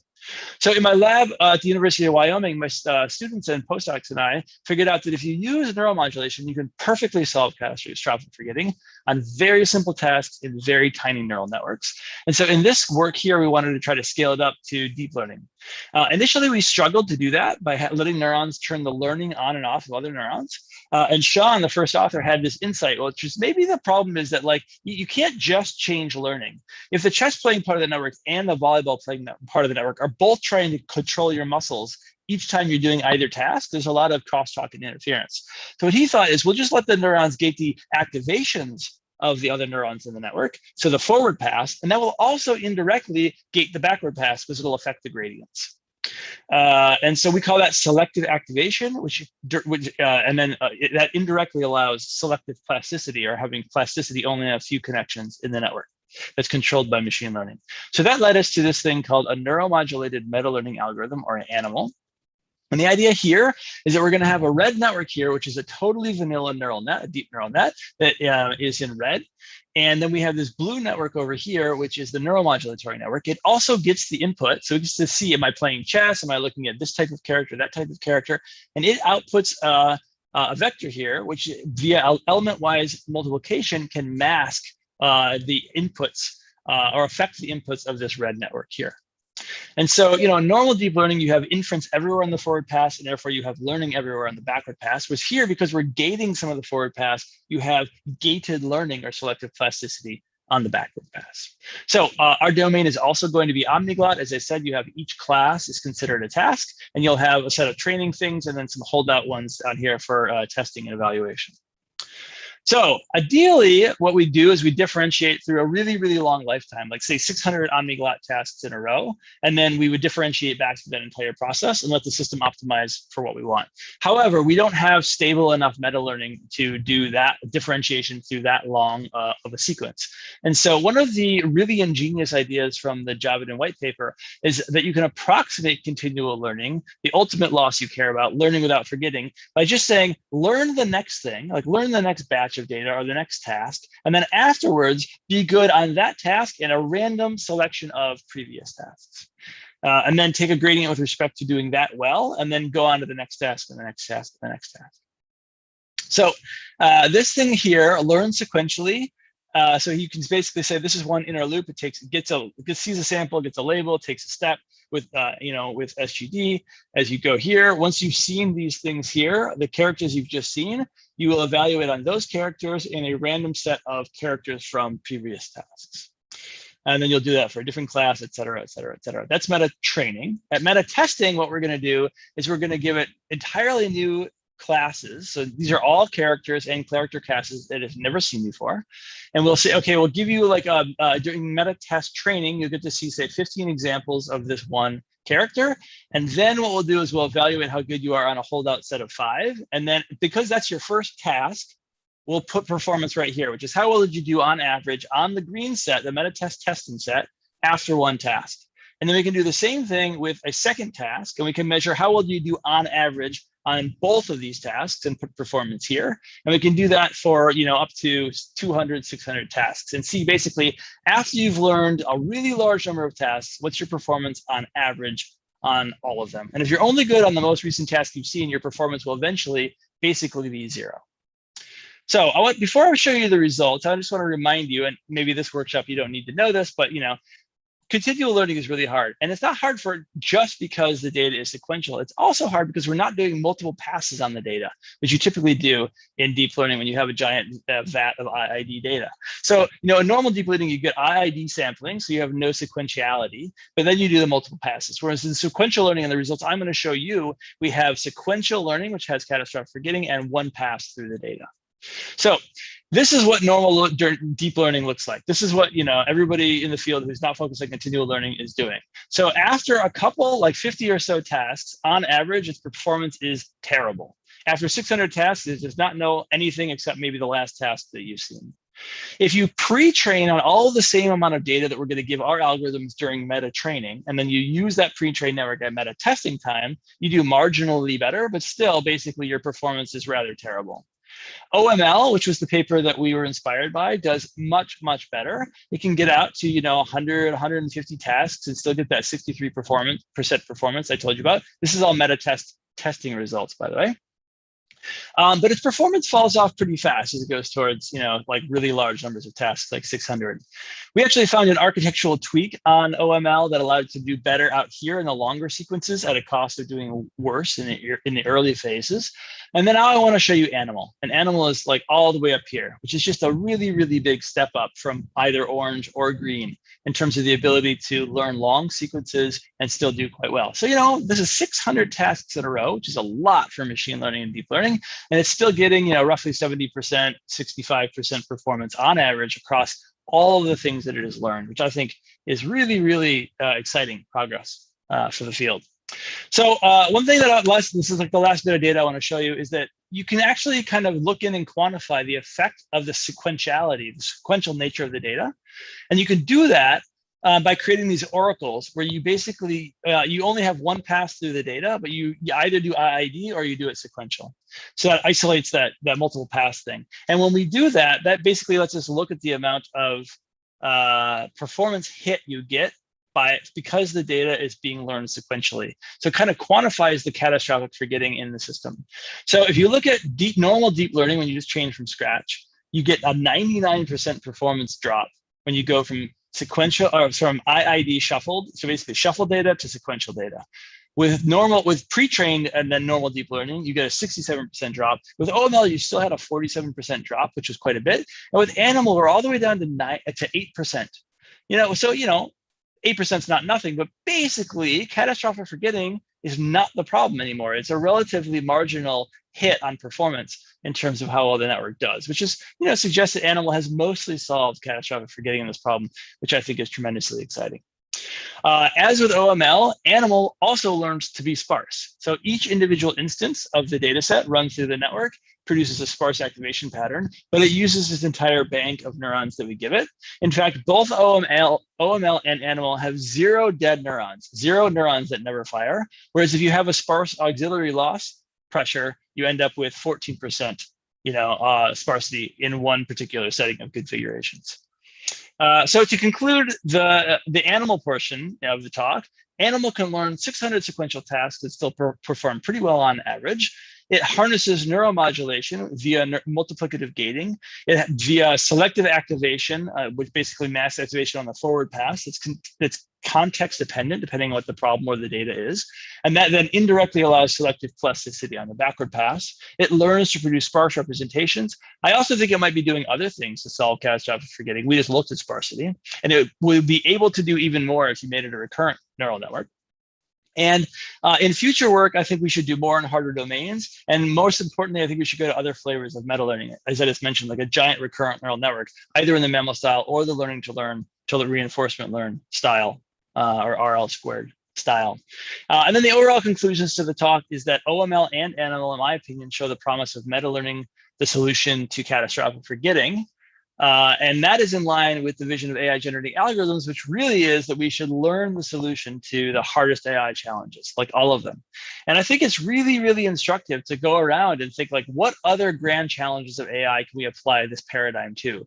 We could learn how to explore, do exploration well, to explore safely, to tackle generalization, to create a system 1 and a system 2, thinking fast and thinking slow and putting them together at the right times, to be be robust to adversarial attacks, to have networks that learn to infer causality by conducting experiments and then learning from them, et cetera, et cetera, et cetera. So I would encourage you to think where else you could apply this sort of paradigm. So Animal increases my confidence that AI GAs will be the fastest path to producing truly powerful AI, which allows our field to move towards its grandest ambitions. So with that, I want to thank my main collaborators on this work, Sean, Nick, Joel, Lapo, and Ken, fantastic collaborators, as well as the organizations that have funded the work beneath it. I also want to thank the organizers for inviting me to be with you today. Thank you. Thank you, Jeff. That was great. So we're a bit late, but I wanted to ask you a question, especially related to this idea of using meta learning to solve somehow continual learning. So do you think that it would be difficult somehow to, let's say, face with this solution, strong and, let's say, changes in the domains of the problems? Because so what I wondered is that do you think that you would need in that case to change the meta learning solution, I would say, to continual learning, because maybe that is only based on the data that I've seen so far, and it's working maybe on that kind of domain? I mean, do you see a problem in this, and do you think that the meta learning, let's say, solution should be also evolved over time, or you can at some point find a solution that is general enough to solve any possible continual learning problem? Yeah, so I think that we will be able to create solutions that are exceptionally general in the way that humans are exceptionally general. Now, no free lunch is sitting out there. I don't think a human would do very well with like a problem, like a world in which every frame was an arbitrary white noise pattern. But within the realm of like the problems we care about, I think we can do very, very well in the way that humans do well. And I think part of the reason is because learning to learn in some ways is more general than learning any particular thing. Like you can learn a generic strategy, and I'll just give you an example is that chess playing part of the network and the volleyball playing part. Now, I don't think this is literally happening in the brain like that discrete, but you could imagine an algorithm that says, hey, when I encounter new tasks, I have a distance function of like how similar does this task seem to these other tasks, and if something's really dissimilar, then I'm going to like store that information in kind of a different part of the brain, a different set of weights, at least at like the high levels, like the high layers of the network. Or if they're very, very similar, then I'm basically going to reuse a lot of weights that I already know and just fine tune them. And so that general strategy, when it encounters something really new and out of distribution, as long as it kind of, that the first problem is hard, like recognizing it's new and out of distribution and recognizing the distance function that generalizes, that's hard. But if it did that, then this learning strategy itself is not that hard, which is that I can kind of put stuff in different parts of the network. Now, how do we solve that first part of like recognizing you're doing something new? As we talked about in the panel, that is exceptionally hard. It's one of the reasons I'm super fascinated in that kind of research, because it'll be so powerful. But the simple short-term solution is just train on a gigantic distribution of data.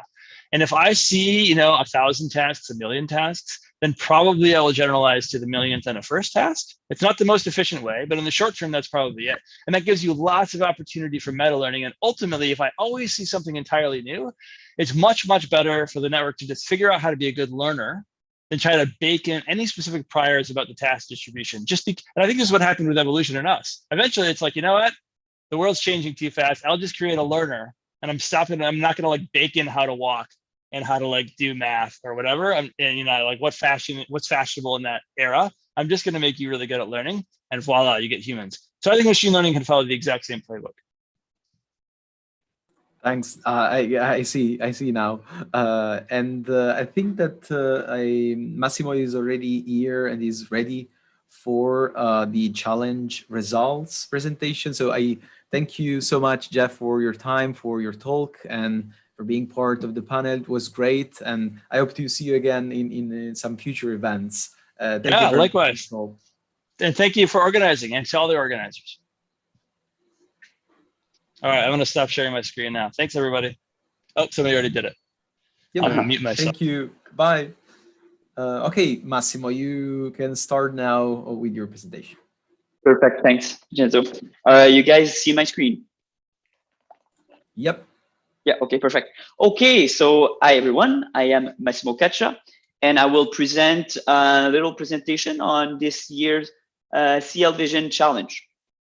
So why do we even do challenges in the first place? Well, one motivation for them is to get to the truth. So what I mean by that is in machine learning, because we want to make our methods look good, we consciously or unconsciously give them more love than their baselines. So this could be by giving our method a little bit more compute or a better hyperparameter search space strategy, or maybe even giving your method a better backbone neural net. And this is even amplified in continual learning because the setting that we study is really artificial, so it's quite easy to hack. If you think about it, catastrophic forgetting can be solved with compute and memory, so quite easy to hack in that sense. So this is why we do competitions, because in a competition, you're not cheering necessarily for your method, you're just gonna do what actually works so we can get to the truth. So last year, we did a competition based on Core 50, and the methods were evaluated on 5 metrics that were aggregated together to form the CL score. So these 5 metrics were final accuracy, average accuracy, and then, so average accuracy, I mean, at the end of each task. And then 3 metrics that can penalize methods for having too much compute and memory needs. So total runtime, RAM usage, and disk usage. So last year's competition was a great success. This was a great effort from Vincenzo, Pao, and many others. So we decided to do another challenge this year. And this year we made it a bit different. We tried to go beyond it and bring it to a new place where we solve this new problem in continual learning, which is that continual supervised learning and continual reinforcement learning are 2 subfields that are sadly evolving in silos. But when you think about it, a new continual supervised learning method with some extra effort can be instantiated in continual reinforcement learning and vice versa. Some papers actually have experimented in these 2 fields, like for example, the EWC paper. And we want to push the community to have this as a standard so that we make the field much more efficient. So how do we address this? Well, we created this code base called Sequoia, the research tree. So Sequoia is a new software framework. It is a hierarchy of continual learning settings. So in Sequoia, you can recover the different settings that are studied in continual supervised learning and continual reinforcement learning. And the higher a setting is in a tree, the more general it is. And by construction, what is nice with Sequoia is if your method targets a specific setting, it will be automatically, it can be automatically tested in all the settings below it. So it encourages researchers to create these more general methods that can be applied elsewhere. So if you think this is interesting, I encourage you to visit our GitHub page. So this year we use Sequoia to create a supervised learning and a reinforcement learning track. So this is the main difference with the last year challenge. We also try to make the evaluation a bit more realistic. What I mean by that is an important motivation for continual learning is that we'll eventually be able to deploy these continual learning systems. So we want to have systems that are able to accumulate knowledge at deployment time. So to align with this use case, what we did is we added an online performance metric. So now your methods need to adapt quickly to the changes in the data distribution. And the faster it adapts, the more points it will score. Another change we made which is a bit controversial, is that we remove the metrics that are penalizing methods that have that use a lot of memory. And the reason is that, as we talked about earlier in the panel, memory is cheap and compute isn't. So it's time to start thinking about, it's time to stop self-imposing these memory constraints in our evaluation and start focusing on the real machine learning bottleneck, which is compute, which we monitor by runtime in this challenge.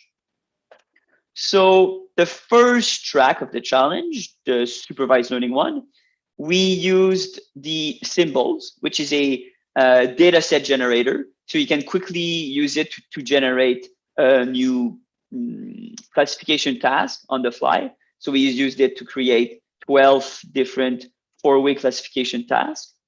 And for the competition, this track, the setting is class incremental learning. So the agents observe the task boundaries, but they don't observe the task labels. And for the reinforcement learning track, we used Monster Kong, which is a 2D platform game. Again, it's a really malleable environment, so you can create new maps really easily. So we decided to have a bit of fun where we created 8 different tasks, but the last 4 tasks are actually composition of the first 4 tasks. So you can see some really nice backward transfer and forward transfer behaviors happening in your methods. So I encourage you to check it out. I think it's a really fun benchmark that we created. Oh yeah, and without further ado, I will now introduce the challenge winners that are going to give quick presentation about their method. So congrats to the SAIT AVA team, which is a Samsung lab. So they won the first place in the SL track. Congrats to the HIK ILJ team, which I don't remember where they're from, but they might tell you. And congrats to Jodelet for the 3rd place in the supervised learning track.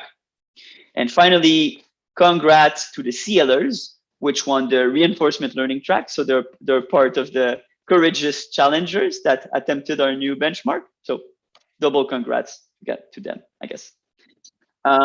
So I will now leave the floor to the winners of the supervised learning track. The Samsung team is the Samsung team on the Zoom call. Can they be unmuted? Can I share my screen? Yeah, sure. Okay, yeah, let's do that. Stop share. Okay, you should be able to share your screen now.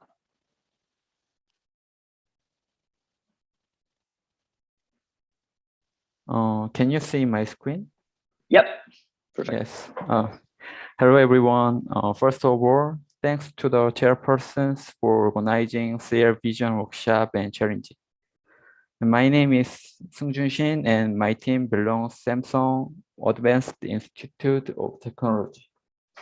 I will present our approach to this challenge.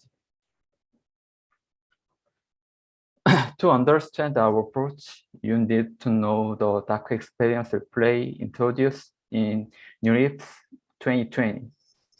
Dark experience replay is an addition of knowledge distillation version to experience replay.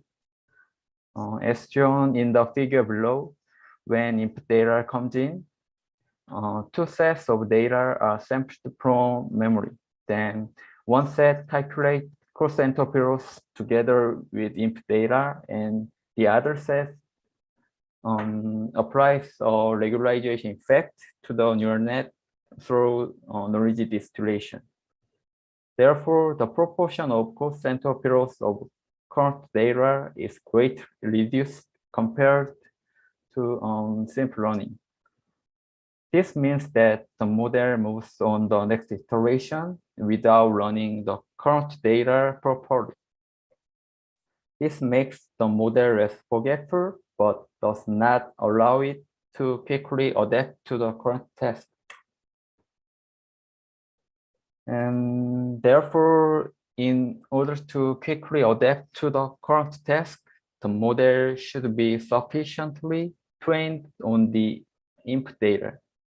Then for sufficient running, we propose multi-step method that repeats sampling and update until the loss of input data falls below a certain threshold. In detail, by calculating the stochastic gradient together with several data in memory, the model can run as much as information as possible about the current data. This multi-step approach allows for a quick transition to current task. This is our pseudocode. As mentioned earlier, sampling and updating are repeated until the cost-entropy loss of current data is below a certain threshold. From this figure, we can see that multi-step approach improves the online performance dramatically. Then someone might be thinking that it will bring a lot of increase in runtime due to multi-step, but because it adapts quickly, the model needs multi-step during only a few iterations at the beginning of a task. Therefore, the runtime increase was about only 6 seconds, which had a little effect on the CL score. Then also, we added some approaches for further performance improvement.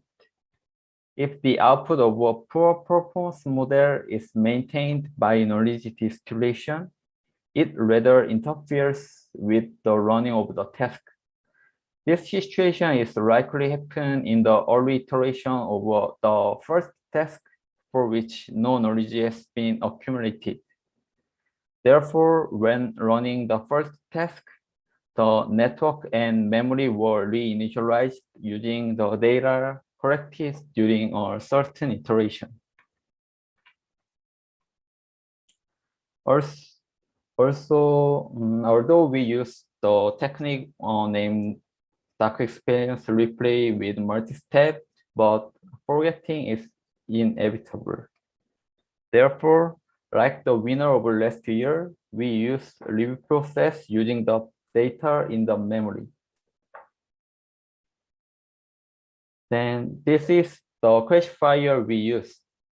Because we think that the size of challenge input image 32 by 32 is rather small for ResNet 18. So we removed layer 4 from ResNet 18 and we did not use any padding. Using this structure, we could make 7 by 7 input for average pooling. This size is the same as when we put 224 by 224 in ResNet 18. This is the result, and with the proposed approaches, we can get a high CS score near 94 points. Especially the multi-step method was very effective in increasing online performance. That's all for now. Thank you for listening. And if you have any questions, I'd like to answer them now. Great. Thanks a lot. Thanks a lot. I think if there are questions, they will be in the YouTube channel. So if you want to check it out, please do. Yeah. Okay, so the next team is, let me see. Hello. Screen. Yeah, please do. And you can share your video if you want, only if you want.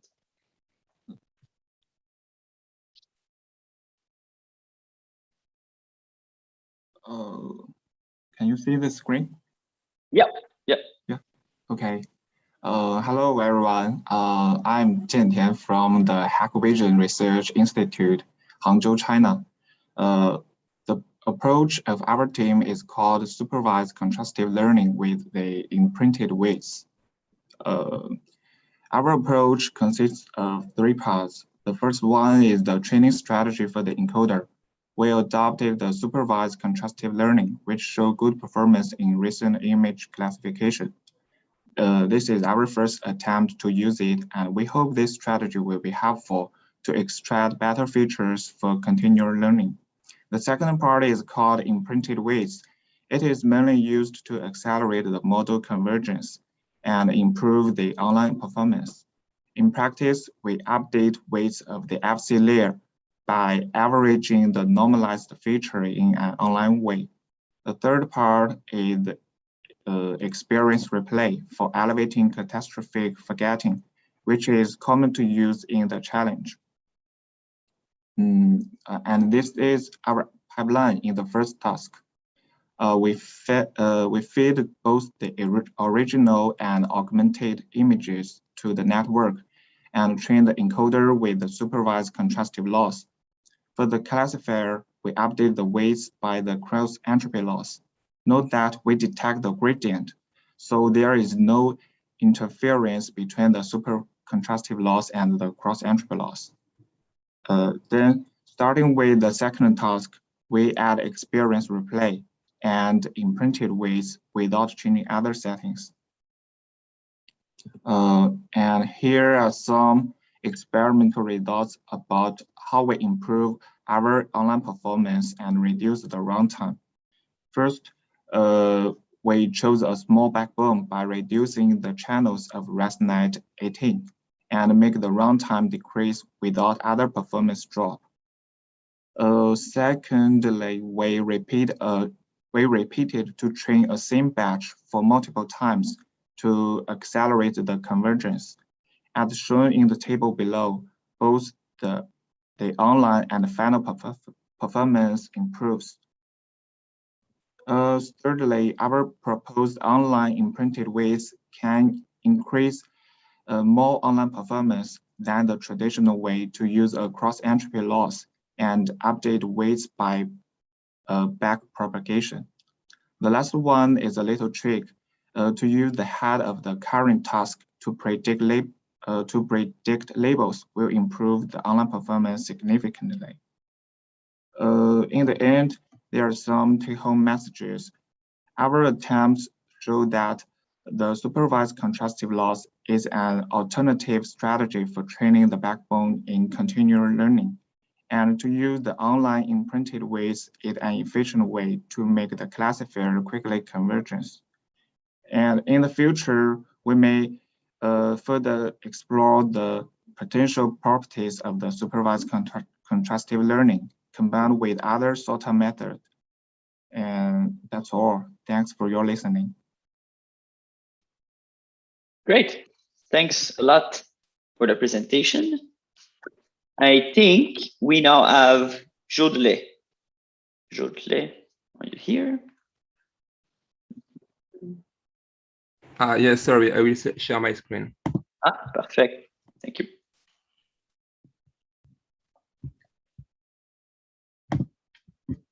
Okay, can you see my screen? Yep. Sorry. So, hi everyone, I'm Jodle Quentin from Tokyo Institute of Technology, Japan, and today I will briefly present our solution for the CL Vision challenge of this year. So first, regarding the model itself, we use for the backbone ResNet 14, a modified version of ResNet 14, which is smaller than the standard ResNet. It has less residual block and less channel. It is the model usually used for Cypher 10 or for Cypher 100 in continual learning.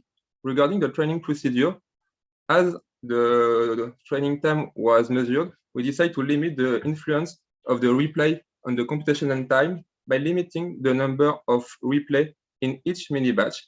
Each mini batch is mostly composed of new data at 80% and 20% of replay data. We decided to do this to limit the impact of the replay on the computational time. And finally, for the training, we decided to combine two methods from large-scale incremental learning. The first one is a cosine normalization of the classifier, firstly proposed by the model Lucier 2 years ago. And the second method is the balance of max cross-entropy loss, which was firstly present for long-tail visual image recognition and was recently shown to be effective for large-scale incremental learning. In this table, you can have some results to understand the importance of each component of our method. First, you can see that the cosine normalization of the classifier improved, as expected, the final average performance of the model. But more importantly, the cosine normalization of the classifier greatly improved the cumulative online performance by up to 20%, depending on the case. It's mostly visible on the cat epoch settings. Concerning the balance of max cross-entropy loss, as you can see, the balance of max cross-entropy loss outperformed the standard cross-entropy loss regarding the average final performance, with an improving up to 5 or 6% of accuracy, even when the standard cross-entropy loss is combined with the cosine normalization. However, as you can see, the balance of max cross-entropy is not able to fastly learn new classes, and so the cumulative online performance of the balance of max cross-entropy is quite low. Therefore, for our final solution, we decide to combine both solutions, and thus, at each incremental step, during the first epoch, we use the softmax cross-entropy. Then, for the following epoch, we switch to the balance of max cross-entropy loss in order to have both a great cumulative online performance and a great average final performance. Finally, regarding the memory, as said before, the memory footprint was not evaluated this year, and because we decide to use a fixed replay ratio in each MIDI batch, it means that the whole memory is not replayed at each epoch, and thus the training time of our method is agnostic to the size of the memory. Therefore, it was possible to increase the size of the memory without any drawbacks. And as you can see in this table, by increasing the size of the memory, we can slightly improve the final average performance of our model. Thank you very much for listening. This is the end of my talk. Okay, thanks a lot, Jodelet. I will make sure to check out this paper you mentioned about the balanced cross-entropy loss. Okay, so this is it for the challenge presentation. Thanks for listening. I think now I will pass the baton to Pau, which is going to present some awards. Is that right? Yeah. Okay, cool. Isn't there a presentation for the continual reinforcement learning track? No, the presenter decided not to present this version. Cool. Okay, so I'll start with the closing remarks. Share my screen.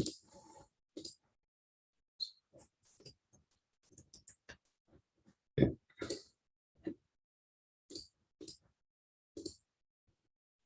Okay. Do you see my screen correctly? Okay. So yeah, we'll start with the closing remarks. First, I'll announce the winners for the Best Paper Award and the Best Library Award. We had these two awards. The Best Library Award is decided and sponsored by Weights and Biases. And I will let Chris Van Pelt, who is the co-founder of Weights and Biases, to announce the winner, which was chosen by a committee from their company. The winners for the Best Paper Award. So you can share your screen, Chris. Bet. All right, so I'm going to share my screen in a second. I just wanted to say hello to everyone. Excited to be here today, and yeah, let's get to it. So here we go. You ready? Drum roll. Okay, so we decided to award the best library to Avalanche. So I'm by no means an expert in continual learning, but I am super excited about the advances that are being made here. And all of the libraries that we looked at are super cool, and I can't wait to see the advances in the future. Ultimately, we chose Avalanche because they followed a very similar principle as we have, as we've built out our developer tools, which is to really engage the community and get as much feedback and collaboration as possible as these APIs and tooling is being designed. And Avalanche's community is a really active and very healthy one. So everyone, keep up the great work. Thanks for listening to me today, and check out WNB if you haven't. Take care. Thanks a lot. Congratulations, Avalanche, and thanks a lot for taking a look to the libraries in our workshop. Okay, so I'll share again my screen. Okay, so now I'll announce the Best Paper Award, which is sponsored by Huawei. It consists of $500 cash and $500 of Huawei Cloud credits. This was the paper with the best reviews in the workshop, and it was unanimously decided by the reviewers. So the Best Paper Award is to A Tale of Two Sea Isles, the connections between class incremental learning and class imbalanced learning and beyond. So congratulations. And finally, some final stats to close the workshop. We had in the end 573 unique viewers, 110 peak viewers, and 8 hours of live content, which is more than what we had last year. And this is thanks to all the organizers and also the public that was actively participating in the conversations, thanks to the speakers, and thanks to everyone that was involved in the workshop. And we can finish here. See you again in 2022. Thank you, Paul. Thank you all. Bye all. See you next year, hopefully. Bye-bye. Bye.